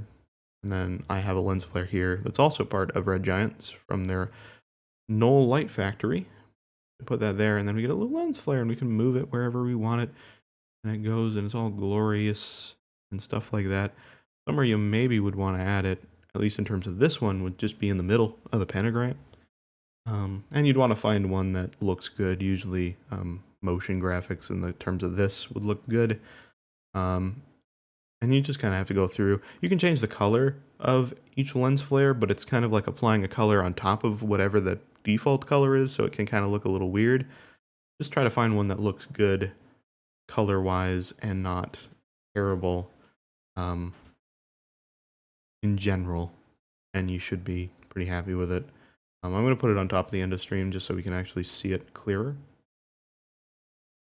Let's just see if we can find one that might actually look good. I'm going to look for a red one or a white one. Wish you could scroll through some of these. You got to like click through each one. At least I've never found a way to make the scroll work. That's kind of cool. I like the lines. That kind of brings out the text a little bit. So maybe we'll work with that. Maybe that's something we should work with. We can turn the scale up here, get a bit more of a glow. We can also turn the brightness up, which actually controls how bright it is in general. We can do that. Then we can put this behind the end of stream like this. And even at this point, maybe we'd want to remove the drop shadow.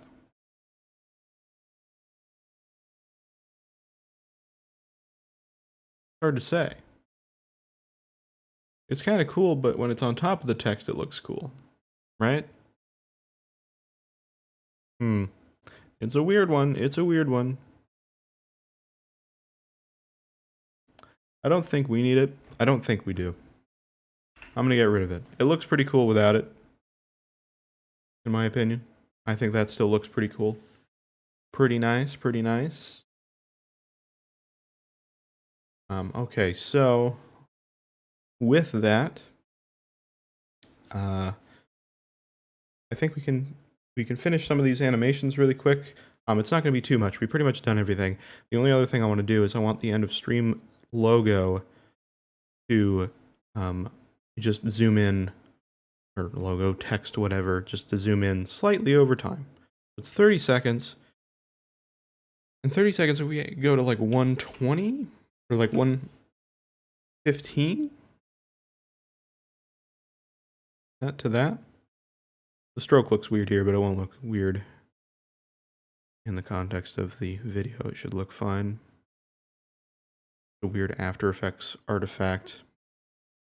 Yeah, if we zoom it in like that, obviously the stroke's weird, but you can see how it zooms in like that just a little bit over time throughout the entire course of the thing. I think that's all I really need. After that, we can add some assets, which we'll probably add in here as well. So in terms of assets, I'll go through the ones that I can load a bit faster. I have some that are MOVs. So I have, and for those of you that might not know what an asset is specifically, all it really is basically like just a piece of video that's specifically made to be like one thing that you can use on something. So like, you know, a fire asset, you have some fire. A smoke asset, you have some smoke, some dust, some lighting effect, like some beams of light or something. Whatever you desire, you know, you can find it. And there's people that make those and all that kind of stuff. Sometimes they're CG rendered, sometimes they're actual things. You know, whatever, right? So I have two things. One is some actual, I think that it's actually free stuff you can get. I don't know what it's called though. I was given it as a pack, but there's things here. I have like some fog overlays, stuff like that. We'll be using that. I'm going to use stuff from here mostly. I have another thing that I was given as well that is a paid for thing. That is some like, I believe they're assets that are either from Marvel's Avengers Infinity War, or it's based off of effects from that. One or the other. Either way, it's some very nice 4K resolution effects. Unfortunately, a lot of assets like this are made for movies, so a lot of them are in 24 frames or 30 for TV. So, you know, a lot of these animations I do at 60, so they don't look great. I could double the speed on them and they would be like nice and crisp. Not a lot of them look great at that, so I just kind of live with it. Unless it does look good, we can try it out for sure. I do actually have some fire here that is at 60 frames. I have this one here. You can take a look at it. Ooh, fire. That's 60 FPS fire. Now that's specifically for a bottom corner of a window. That's why it's cropped that way. But you can see that the fire is actually leaking around these things. So they actually made something that the fire's in, that it's going around. So, you know, these people are making this kind of fire look, you know, a certain way, which is pretty cool. Like a fire ceiling. What is fire ceiling? Fire that goes on the ceiling. It's kind of cool. I like that, like, plasma-y ripple. Kind of nice. I like that. You know, and like the resolution of this, I believe is 4K, or it's 1080. Nope, that's 4K. That's a 2160p image, ladies and gentlemen. So I could zoom that in quite a bit and just take from that. You know, cool stuff, cool stuff. And that's just on loop, so you guys are watching that. Let's see what else I can find here. I accidentally closed the file, so I gotta get back. Where was that? Was that in Burn? Yeah. There's only 3 in that folder, so yeah, but I also have some 4K fog overlays. I have fog atmosphere side. There you go. There's some fog that just sits on the side of the frame. Now it starts to expand a little bit more because it's admittedly hard to control fog to be in one way. But that's fine. You could mask that in a way. So a mask would just say, go around this part of the video and only use this part of the video. And then you can kind of dial that in for how much of the video is visible. So you can kind of, so if we go back to that fog side there, we could probably mask around this part of the image so that when more of the fog comes in, we still only see about this much. Or we could just loop some of the footage from when it's about this small before the fog comes in. You know, there's different things we could do with that. I don't know if I'm going to use that, but yeah, there's other things. We got thick rolling fog. Yeah, that's some thick rolling fog, all right. Fog's pretty cool. For this scene, I don't think we really need to use too much fog other than maybe like some general fog, like thick atmosphere. That one I like using a lot. It's pretty general. Just kind of cloudy. So there's other ones that we could use for sure. There's atmospheric fog. That's a good one too. Kind of comes in from the side and then it kind of comes throughout and goes through. There's slow atmosphere as well. That one's good too. So we might use slow atmosphere for this video. Hard to say. Either way, so, you know, a bunch of assets like that. So what I'm thinking is getting some fire, and I've got to see what I have. I have some fire stuff here too. Let's see what I got. General flames, base. See what I got. These are MOVs, so these might not load fully well, but let's see. Ooh, big fire. I want like really wide fire. I know I have one that's like really wide. Okay, that's for a side corner, even though it's called general flames. That's just for the side of something. That's a ball of fire. That's pretty cool. There's another ball of fire. That's kind of to the side. So an asset like that, if you added some blur effects and stuff and you tracked it in, you could maybe make it like a Mario fireball. You could be like, ew, and then you could have like a little fireball that, like, you know, goes to the side because that's how it is. You know, stuff like that. I'm just looking through to see what we got. Ooh, that's some big fire. Big fire. Big fire. We like big fire. Big fire is cool. Big fire. Now that's not very long. That's the only problem. But you can loop fire. It's easy to loop fire. I'll show you how I would loop that. Let's go with this. Let's see if I like that. I'm not sure if I do. But let's see. I'm going to put that under pretty much everything other than the painted cobble. And so, so here's another thing. So this asset, as you can see, is black. So it gets rid of our background. That's annoying. We don't want that. What the heck? That's annoying. How do we fix that? Actually, I got to put this above the line color as well. So how do we fix that? So let's put this up here. And what you can do is you could do, if you wanted. So if we go into the effect controls for fire here, oh, sorry, transform here. So you have different modes. I don't think you guys can see this, but you see this little menu here. I have another one here that has modes. And there's a little button at the bottom here that says like toggle switch modes. And I can switch to one of these settings here. And I could do something like add, which would just take the brightest values from the fire. And that actually works really well. Another thing you could do is if that's not working for you, you could go and use, Adobe has its own version. That's just like a bunch of effects put together. So if you look up Unmult, here's the version of Adobe's. That's just a bunch of different effects put together that do this effect, but I also have Red Giant that has their own version, a little bit more in depth. It's called Unmult, and it will literally look at the black values and erase it from the image. And so it's a little bit more nice. Like, it's not adding any artificial brightness like Add is, where it's trying to make things underneath it brighter. Where I do this, you see how like the background's really bright now, and like some of the stuff here is like really, really bright. If I do the Unmult, then it doesn't add any brightness. It just gets rid of the black. That's pretty cool. I really like that. Yeah, so what we can do with that, and we can put that under here like this. And I can expand this to whatever size we need, so I can just adjust the scale and the positioning, get it in the right spot. And do that. Now I can unlink this and actually stretch the image however I want. So I'm going to actually stretch it like this. Which this is a little weird, but I want the fire to be kind of along the base. And that's cool. One thing I'm going to do, so now that we've unmulted it, we can actually tint it. We should be able to tint it, in theory. We might not be able to tint it. I'm going to actually see if that's true. Yes, we are. So we could tint this to red if we wanted, or like a darker red or something. I'm going to tint this to red.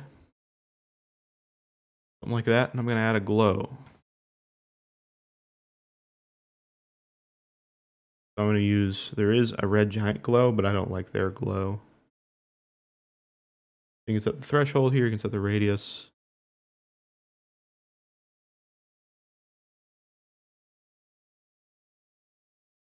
I'm going to set the threshold to not be too high so that we don't have too much of a thing. And the radius can come down a little bit more.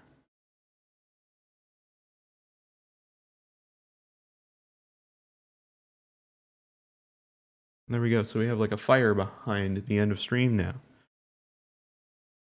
And you see it's only about 10 seconds. And that's when it starts as well. I like the start, so we'll use the start for the start of the video. And if we go here, you can kind of see how the fire is really kind of really major in terms of adding to this effect. Now, it is a little bright, so maybe we'll turn the opacity down, or we'll tint it darker.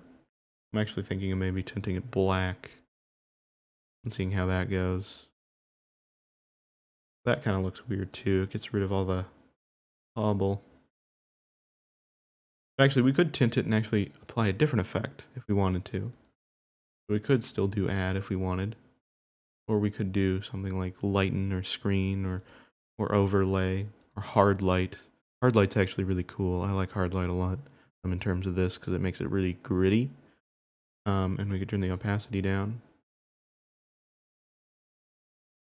Something like that. And then if we go to our final output, let's see what it looks like now. That's pretty cool. Final output's adding a lot of contrast, so we can actually turn the opacity down quite a bit before it looks terrible. So there's that. So we play that back. It's going to be really slow because there's a lot of effects, but you can see how it adds a fire in here, and we can kind of scroll back through it a little quickly. Fortunately, let's get rid of the text so you guys can see the bottom, because that text is kind of annoying. You can see how the fire kind of comes up here. These burning flames. And it adds that bit of blur and stuff. I actually really like that. I think it's really cool. Yeah. I think I'm pretty good with that, other than some like atmosphere stuff. So I'll show you what I do for that. The atmosphere stuff we do want to put above the final output, likely, or on the top of this. So here's the fire. So let's do that. Put the end of stream back for now, so we kind of have a general idea what it looks like. There's that. Okay, cool stuff, cool stuff, cool beans, cool beans. So let me go back into a folder again, and what we'll have is, see here, we'll get another asset. So we'll go back to those atmosphere effects I showed you, as well as there's some dust effects. Now I don't have too many. I have more in this infinity asset thing, but the footage gets a little laggy, but I think I might look to see if I can find something here, because I like some of the dust in this. It's pretty cool. The only problem I have with it is a lot of these clips are not very long, so I have like some subtle dust, stuff like that. That looks so much better than it was earlier. Yeah, here's the thing. Little added subtle things over time. You're going to make it look a little bit nicer. Here's the other thing. We have the final output. This is what it's actually supposed to look like. It's going to look nice and crisp, nice and glowy, nice and contrasty. We got some move and fire in the background and stuff. It's going to look nice. And all that kind of stuff. I'm looking to add some dust and extra little atmosphere and stuff right now. So this stuff I actually have to drag into After Effects to look at because VLC has no idea what's going on, and I'm going to try to avoid opening it on stream because otherwise I need a heavy seizure warning because VLC like just flashes black and white when it opens these files. It's very annoying. Alright, let's see what this is. This is subtle dust. What is subtle dust? Oh wow, it's a little tiny... Not exactly what I'm looking for, but alright, thanks. There's a lot of files in here, so I'm just kind of looking to see if there's anything. I have another folder of dust. I think there's one that's called like long dust or something like that I want. Dust full screen, that's what I'm looking for. That's what I have. So what is this? What is this? What is dust full screen? Aha. There you go. Not quite what I'm looking for, but I'm getting closer. I'm getting warmer. I've only recently used these assets, so... That one I think I used recently. I want one that's like kind of through the whole picture. We get that?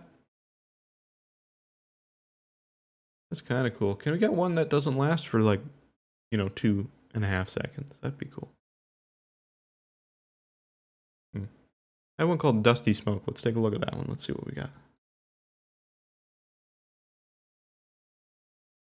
Ooh, that's kind of cool. I like that one.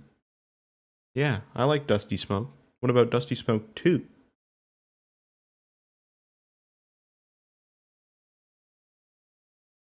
Dusty Smoke 2 is good, but Dusty Smoke 1 I think is good because we have that fire. So what we can do, and smoke's cool. Smoke and dust is cool because it's white. So you can just say screen and then you get it. You don't have to unmult it, which is a nice convenience. Very nice. So I'm going to put this above everything other than the end of stream logo because I want that to sit on top of everything.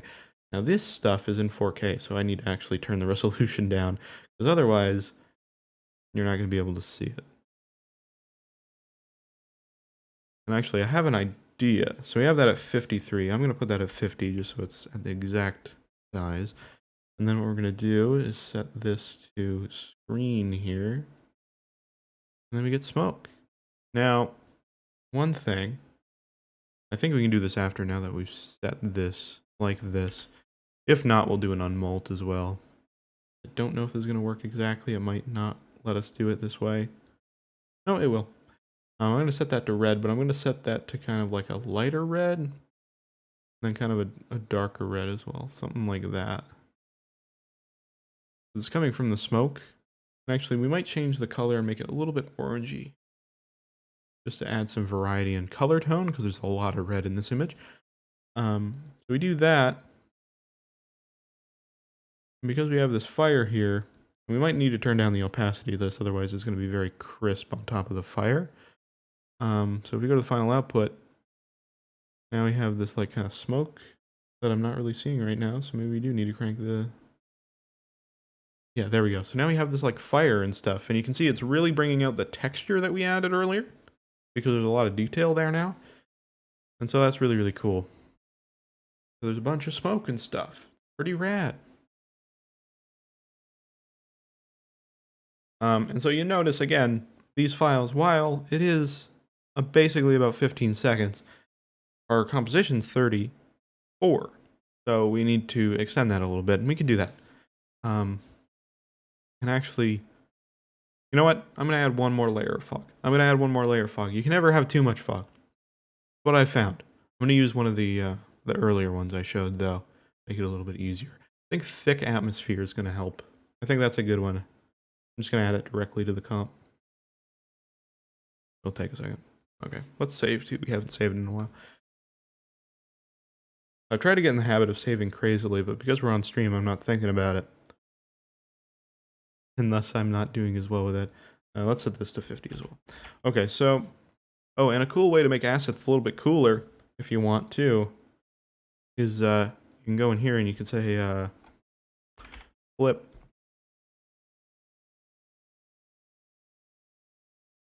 And then you can make it weird, if you want.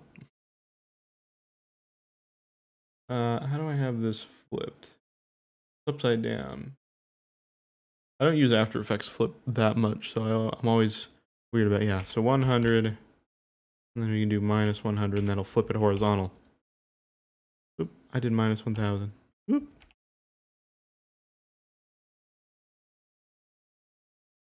There you go. So now we have it on the other side.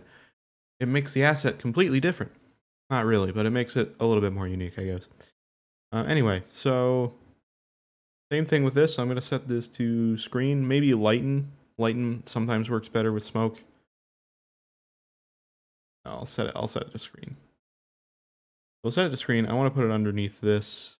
Again, I'm going to tint this, but this is mostly just going to be like lightly pink. Kind of a pinkish color, because that's a light red, right? I'm not going to tint it too much. I'm just going to tint it kind of to a light pink. Just to give it that atmosphere of still having that red color, because there's red kind of emanating from stuff, so that smoke's going to have a little bit of that color, so we want to have that. So just that light pink adds a little bit of atmosphere. It's kind of nice. Yeah, so now we have kind of like a moving smoke in there as well. And that just adds some extra vibe, some atmosphere. And it kind of adds a little bit of a lens flare look without adding a lens flare to the corner, which is kind of nice. I keep going to the wrong... Yeah, I closed the final output. Come on. There you go. And look, it really brings out that texture in the corner once again. Now I'm going to turn the opacity of that down because it is starting to impede a little bit on the overall well-being of the final image. There you go. That's bringing it out a little bit. You can kind of see the difference. See how there's some specks here? I don't know if that's showing up super well on the stream, but there's some specks there. If we turn this off, yeah, we can't really see it. You see how it brightens up the image in that corner? So if we turn that on, I might brighten this up a little bit. I think we can get away with a little bit more brightness. There you go. There's a sweet spot there, maybe 50. There you go. There you go. So that's that, right? Adds a bit of texture, brings that stuff back in. There you go. I think that's pretty much all we want for that. Outside of that, I think we're good. So now I will show you kind of the way I go about looping some of this stuff. So the way that I usually do it in After Effects is just by duplicating the composition and fading it out with the same amount of time of fades. Usually the same amount of time, well, the same amount of time every time, usually a fixed amount, like I'll have a 1 second fade or a 2 second fade, and I have to keyframe that in After Effects. In Premiere, it's a little bit easier. You can just put like a cross-dissolve transition on it or something. I actually like doing my loops for looped footage in Premiere. It's a lot easier to do than After Effects. But sometimes when you're working in After Effects for its, whatever reason you need to, it can be a little bit better to work in that over other things. So, things are the way they are, but whatever. You can't be too picky. You can't be too picky. Yeah. Anyway, cool stuff. So, pretty much after that, I think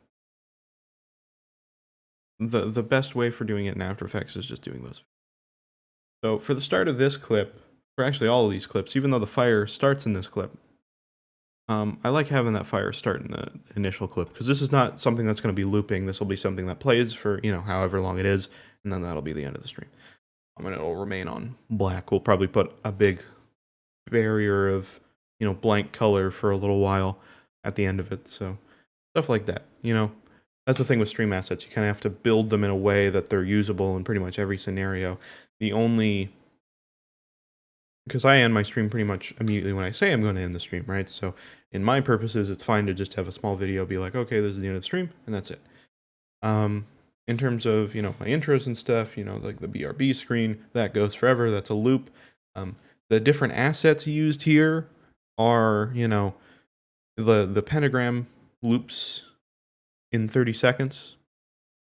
So a loop was just there. You probably didn't notice, but if you did, there was a loop right there. Either way, so, there's a loop for how much time. So the whole composition, the video is 2 minutes, but the actual raw video where it loops is every 30 seconds. Everything has looped by 30 seconds. So a full rotation of the pentagram is 30 seconds. So once the pentagram goes around, then it is looped. So, like the little hover animation of the text that is on an interval that loops after 30 seconds. The fire is on an interval that loops after 30 seconds. The fire, I think, loops every 6 seconds. And then there's like some background particles that loop after 6 seconds. There's some other background particles and foreground particles that loop after 10 seconds and stuff like that. So, everything that will eventually add up to 30 seconds. So, there's some varying stuff there. So we're going to do the same thing here. Now, this one's a bit weirder because it's a kind of 30-second or 34:08, which is a weird interval, but it's fine. I'm going to set it to loop for 30 seconds, and we'll just continue that loop off of that. So the one thing I need to do is look at all these files and figure out where they're still active, right? Because if I loop the fire that I have right now, the fire starts. So if I looped into that, the fire would then start again. It would loop into the starting animation. I don't want that. I want the fire to be consistent and keep going. Obviously, you're going to see some artifacts of it fading into itself. It's not going to be perfect, but it's going to be a lot more abrupt if it loops and fades out when the fire's not there and then the fire shows up again. It's going to look a little weird. So we need to find the right spot where the fire's there and where the fire's not there. That's what we need to do. Take a drink real quick. We're going to do that next.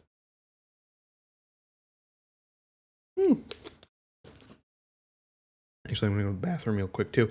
I now have to use the BRB screen, so I will be right back.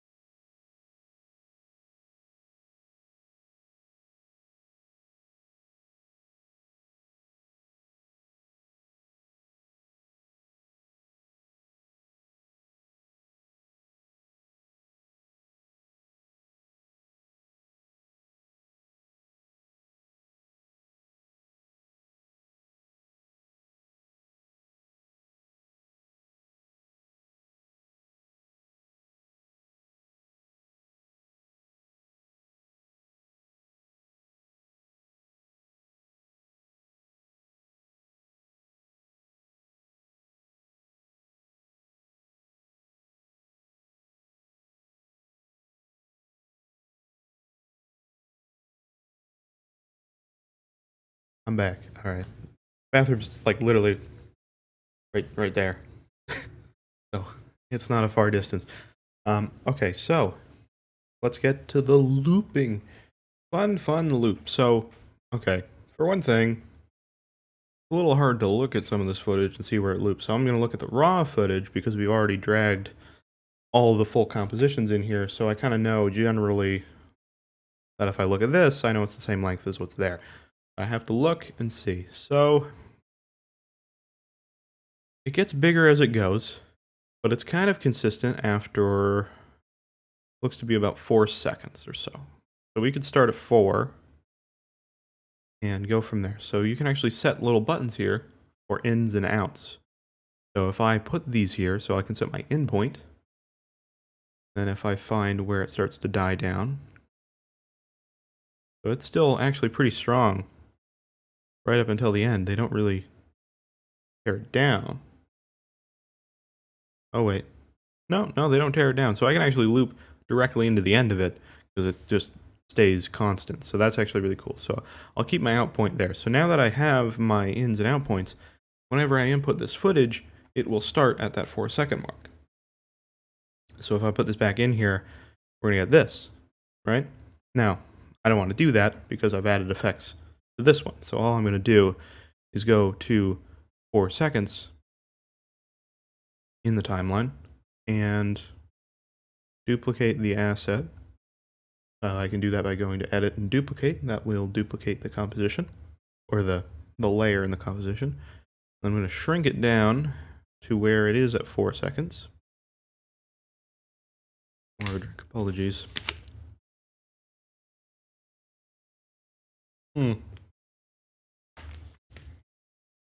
Hydration is great. So, okay, we're going to take that and move it here. And there you go. Here's the thing. It goes from 4 seconds to, I gotta see, where does it go to specifically? So it goes straight to 10 seconds. So this actually loops in, what, 6 seconds. So every 6 seconds it's looping after the first 10 seconds, because we're keeping that starting animation for the first one. So essentially, that's all we're doing. Now, it's not going to be perfect, though. Because actually, in reality, I'm going to actually have it loop after 5 seconds. Or yeah, we'll do, actually, it's better to do a quick fade. So let's do it after 30 seconds. So let's go 30 frames back. So we're at 10:02 for some. Thought it was only. Give me a minute here. Drag this frame and see how long it is. I'm curious. You want to try to get all the times right, and this is kind of the most annoying part of all the times, is trying to figure out where everything's right. So actually it has a couple frames afterwards. I'm going to get rid of those too. And I'm going to fix this to 10 as well. Just to make it easier for ourselves. So here's the thing. So I'm actually going to take off 30 frames. So, or half a second, whatever, right? So we'll go to 930. Because there's 60 frames in a second, 60 frames per second, FPS. So going from 9 to 10, if we go to 930, that is 30 frames. So that's halfway between a frame. Not really.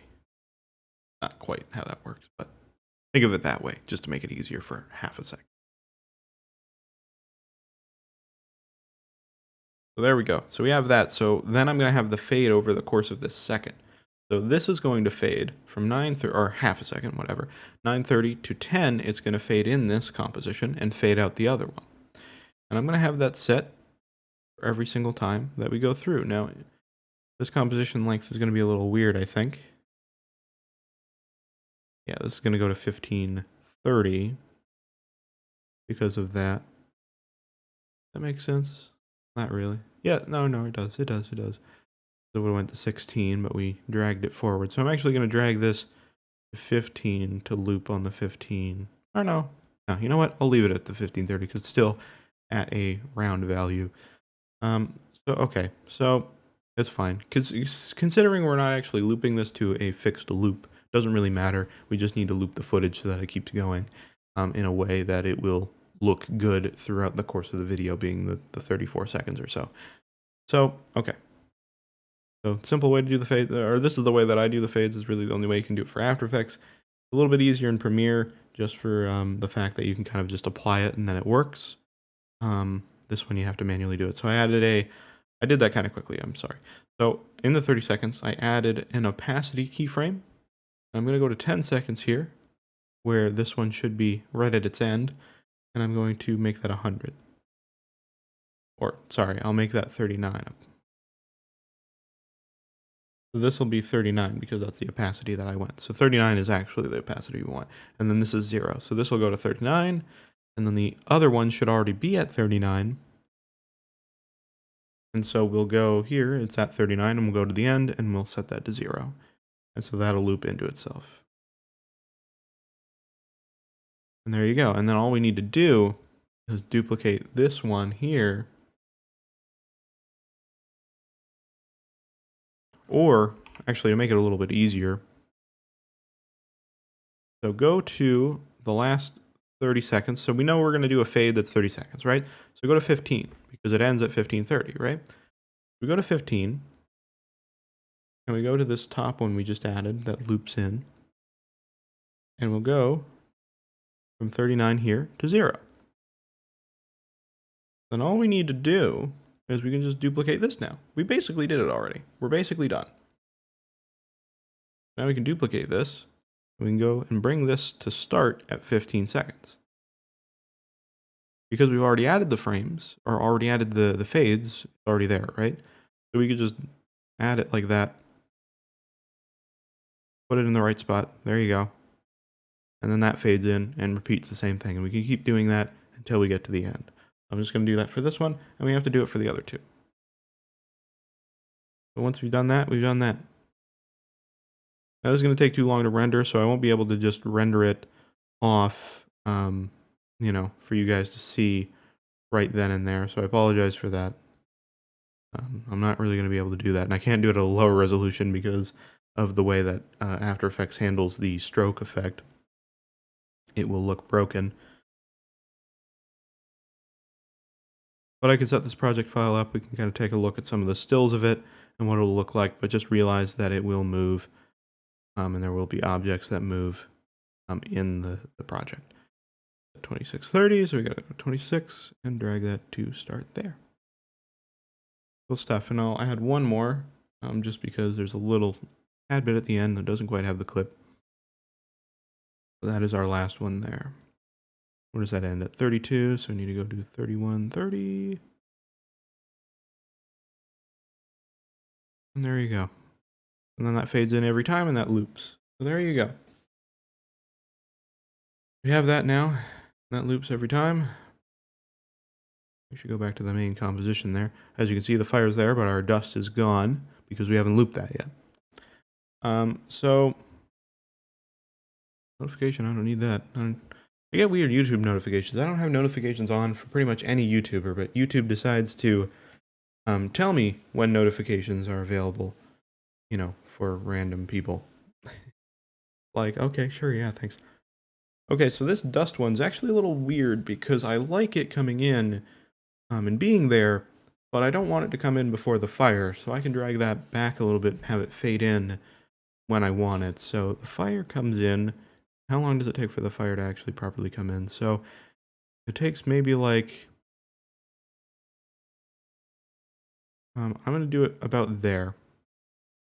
How long is that? Not quite a second, but about 45 seconds. We'll say that. Then we'll drag the dusty smoke here, and then we'll fade that in like, you know, 10 seconds. So we'll go to 45 to 55.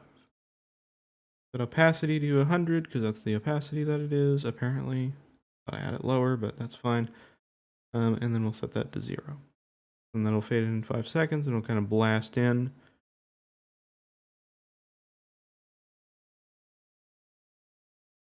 There you go. It kind of comes up with the fire, right? I want to make those assets seem like they're one and the same, right? The smoke or the dust here, I've colored it. It kind of looks like the embers. And I have some assets that are embers specifically, but they're a little thick. I don't really like them for this. I like the fine detail. Even though Twitch streams ideally don't like fine detail because of bit rates and everything, but that's fine. It should still look generally okay.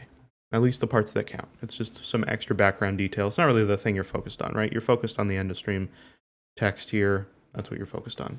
Either way, looks really cool. Looks really, really cool. The detail's nice. A lot of this detail you guys won't see when this actually plays on stream. But, you know, it's there. It's cool. It looks nice. So, you know, nice little bits there. Anyway, so with that said, that fades in. So it took a second for it to fade in, but it faded in. So if we look at this actual dusty smoke, so this is dusty smoke 1. So it kind of just starts explosive here, and we kind of fade into it. And then it has that rebound kind of explosion thing. And then it kind of just has smoke going around for a little while, and it kind of disappears after about 8 seconds or so. So I'm going to say after about 8 seconds. So we started at 45, so we'll say 8:45. Right? We've extended it to 45, so 8:45 would be where this kind of doesn't look good anymore. Now, it's not the comp anymore for some reason. But yeah, so we go to 8:45, and there we go. That's where we want to be. We can kind of crop it down from there. And then honestly, I think we can use that same starting blast, really, if we fade into it from there, because it's really quick, it's really subtle. And it kind of adds flow back into it that it regains because it kind of drops out its flow a little bit of like how quick the smoke's going. It kind of slows down. So I think if we just kind of reintroduce that kind of burst of smoke, it's kind of like a little bit, every once in a while we get like a little bit of like, oh, wow, little smoke particles, and then, oh, okay, it's settling down, and then, oh, more of them. Kind of like how a fireworks show goes, right? You get a bunch of crazy fireworks really quick, and then you get, you know, a little drop out of just like, you know, those ones. You get the big ones. You get the big ones at first, right? They start off and they're like, whoa, look at that one, and oh, look at that one. And then you get the ones that are just like, yeah.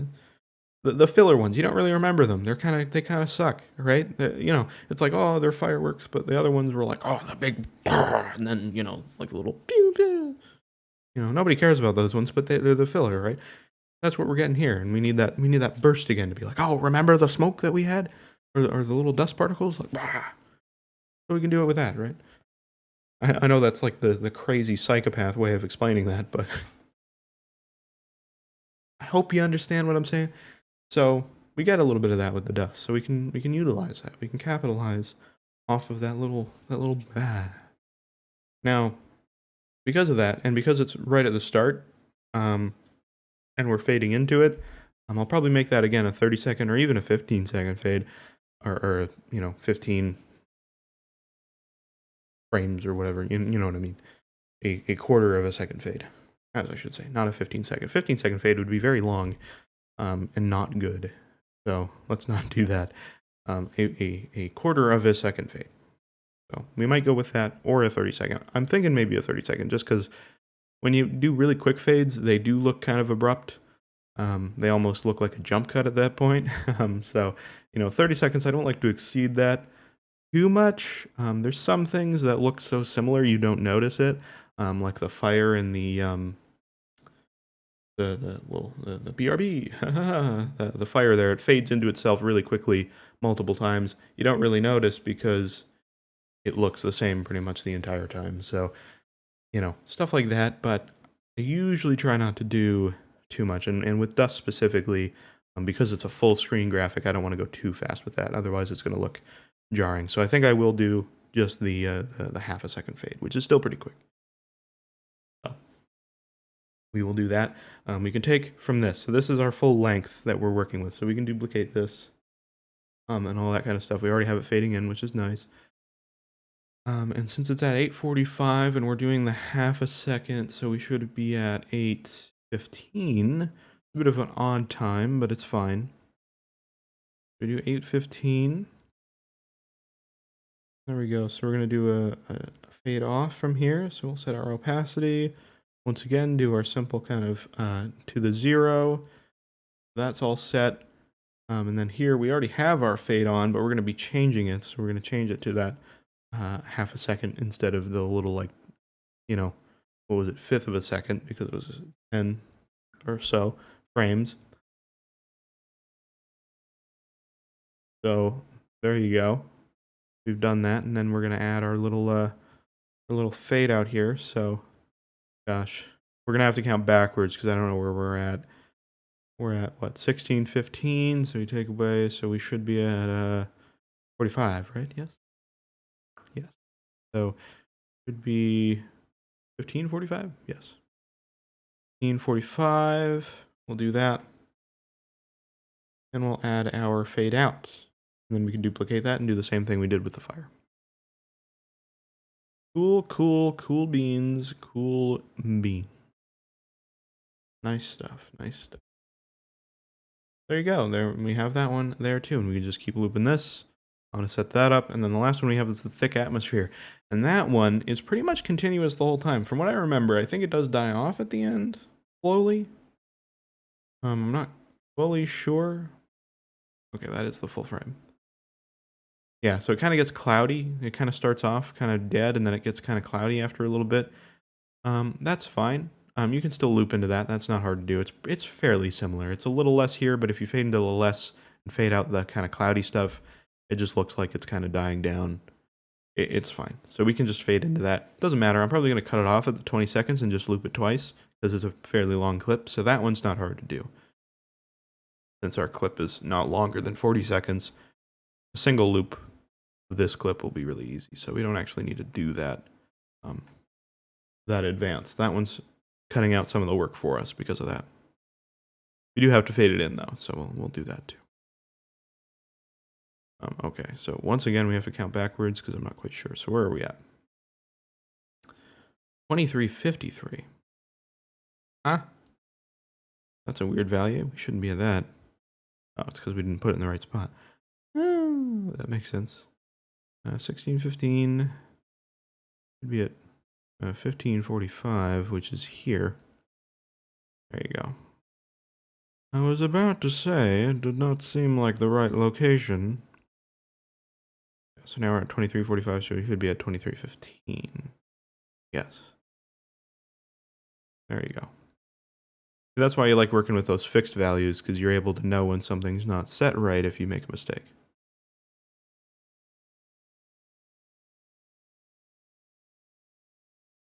It's easy to do the quick maths to be like, that's not a round number, that's weird, or that doesn't make sense. I'm working in, base 5 or whatever I'm doing. 3115, so we know that that's 3045.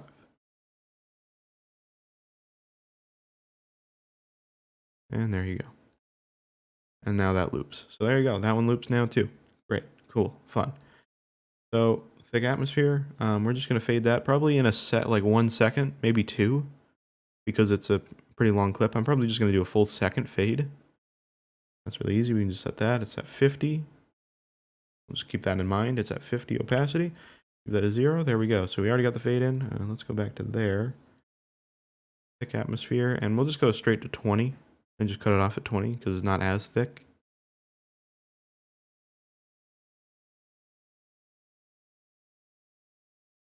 There we go. Cut it off there. And then I'm going to add a second where it fades out. So it will actually fade in at 19, I should say. So we will set, we'll go to 19, add our opacity, and then at 20 we'll set it to 0. It'll fade out. Then we can duplicate this one and repeat the process. Duplicate it.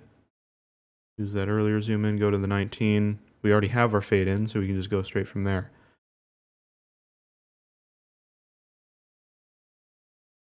And bada boom, bada bing, if you want to say that. We have it. There you go.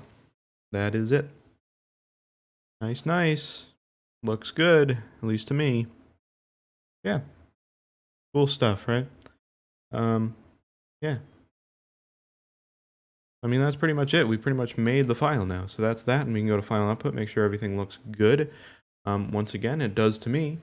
It does look a little heavy in the contrast. Maybe I might turn the contrast down just a smidge, like a little tiny bit in the shrink ray. Because you can dial that in. I might set it to half. I might set it to 1. There you go. Oh, actually, you know what? The contrast isn't my problem. It's the saturation boost. I like the saturation. Don't get me wrong. It's set to 0.8. So I'll set this to 0.6 and see what happens. Ooh, that's a bit of a hit. Oh, there we go. It goes from that to that. There you go. That's not as bad. We got it set to 0.8. Which is a little much, I think. 0.6, you still get a little bit of that contrast in the color. It's a little washed out after that. There you go. A little bit of that extra bit of color. The saturation's pretty high, so it's like, but it gives it that glow feel, when you oversaturate in terms of motion graphics and stuff like that. It looks almost too detailed in a way. But anyway, so there's that. That's pretty much everything. I think I'm happy with that. I'm not going to render it right now, unfortunately, because of that. But I'll leave it there for now. I'll leave it there. But yeah, I mean, that's pretty much that. As you can see, it's obviously really dark. Stuff comes in, kind of brightens it up a little bit, as you can see. Does that. Go here, brightens up because we have stuff. And then that stuff obviously loops, so that's the way it's going to stay throughout the course of the video. Now, one thing we might want to do too is I usually add this later. This will be the second one I add because there's already one in the main thing. Just for extra visibility, I like adding a vignette. I have one that's called Spotlight Border. I've had it for a long time. It was one I've made and I've used on pretty much everything. Nice little vignette. Hops onto stuff really nicely. Like we can just easily do this. There you go. Added the vignette. There you go. Boom. Spotlight border. Yeah. Just a simple square vignette. Looks really good. I've had this file, you know, before I actually properly used Photoshop, and I've been using that for, what, like 4 or 5 years consistently now. So, I mean, you know, I've had it for at least over that. And even then, I've had it for a while before that. So it's probably like an 8-year-old project, or 8-year-old file at the least. Actually, I can tell you, I think. Hold on. We can find out. I'm curious. How long have I had this Spotlight border file? Now, it might have overwritten the date on it because I moved computers since then for sure. So it might not be accurate. How long have I had Spotlight border? That might be accurate.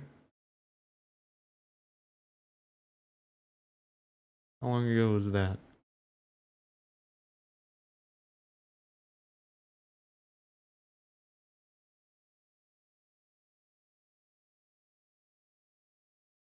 Yeah, 6 years ago. 6 years ago. It's in 2016. About a month off. So almost the anniversary 6 months ago, I made that file. I made it in May. Or no.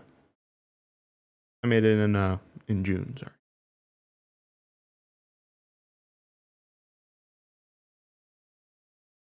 Huh. That's an old file. I didn't think it was that old. I thought, actually, no, I thought it was older than that. There was another file I used for a while too that I didn't like as much, and eventually weeded it out because it was more of a round vignette, and I liked the square vignette after I made it. I was like, no, that one works better for videos. So I liked the square vignette. I had one that was more of an oval shape, and that one I think was called like, I don't actually know. I think that one was just called vignette. I think if I look up vignette, or was something else border. Let me look up border, see what I get. Oops, I'm looking up in general. Just pictures, just pictures. Border, what do we get? Ah, yeah, that's what it is. It's this thing called blurred border. Yeah, it's a little bit more subtle than the spotlight border, and it's kind of like a grayish color. And then there's this one here, I'll show you. This was what I was using for a long time, but I thought it was too thick. It's kind of cartoony. It's almost an actual frame. Here it is here. You can see the edges. Hard to see, but you kind of get the general idea. You see those edges there? Let me get it off of here. Maybe you guys will see it easier if I put it here. Yeah, let me put it here. You guys will see it easier. It's kind of this weird, like, cartoony television box frame. It's not terrible. It has its uses. I've used it occasionally here and there for some things, but this is what I used before the spotlight border. So you can kind of see the value. So that's called blurred border, apparently. I have more official names for things nowadays, but my old files kind of just keep their name because I've gotten used to the fact that they're called what they're called. But, you know, whatever, right? So yeah, anyway. I think that'll be all for me for today. I just want to work on this file today, do some stuff, and do some streams, you know. I can do streams in the middle of the day. It's just right now I can't really do the gaming streams just because I don't have everything properly set up for like green screen and stuff, and I think, you know, the full camera format looks a little bit cooler for this kind of stuff. I mean, I'd like to do green screen stuff so I can move out of the way and be like, look at this thing over here. Look at this detail. Oh my god, it's opacity. Wow. You know, but you get the idea. Anyway, yeah. I can't really end the stream properly with this graphic because I haven't rendered it out yet, but end of stream. Stream done. We finished the end of stream thing, which is called for the end of the stream. So yeah, either way, I'll probably be using this in future streams just so you guys have a nicer little exit for the streams and they look a little bit nicer and all that kind of stuff. So cool beans, cool stuff. It's possible I might add 1 or more 2 things after I render it and go, you know what, I could add something there that might add a little bit of extra detail or something, or this animation's too fast, I need to change it, all that kind of stuff. So it's totally possible some things might be a little bit different than, you know, whatever stuff is, but yeah. So anyway, that's pretty much all for me. I will see you guys later. I guess I'm gonna end here. I will see you guys later. I hope you guys enjoyed the stream. Again, don't know what the next future streams are. Gaming streams will resume once I get lighting, so I can light the old green screen back there. But once I can actually do that, we'll get the streams going again, doing all the traditional gaming stuff. So it'll be pretty cool. Anyway, that is all for me though for now. Again, if you want to know about when future streams are, follow me here on Twitch, or subscribe if you are able to do that. If you got a Twitch Prime, sure, send it my way. I'd be very appreciative of it. However, another way to get updates for my streams is I post tweets on Twitter. That's an easy way to know. Also, once streams kind of resume normally back up again, I am going to be also using my Instagram story feature to let you know when I'm also live on Twitter. Or on Twitch. And yeah, so that'll all be set up that way. So those are 3 ways of knowing when I am live and all that kind of stuff. If you aren't able to catch the streams live all the time, but you are still interested in watching them, streams do go out on the VOD channel. I've missed the past couple streams. I haven't been getting them on the channel because I've been doing other things that I just haven't spent the time to put them on the channel. It doesn't even take long. I just need to do it because I'm lazy. But I will do that. I'll get the last couple streams up on there relatively soon, likely including this one and a few of the other ones. So yeah, cool stuff. Other than that, should be everything. Oh, and yeah, the main YouTube channel. Go watch those videos. Those are cool too. So yeah, I will see you guys later.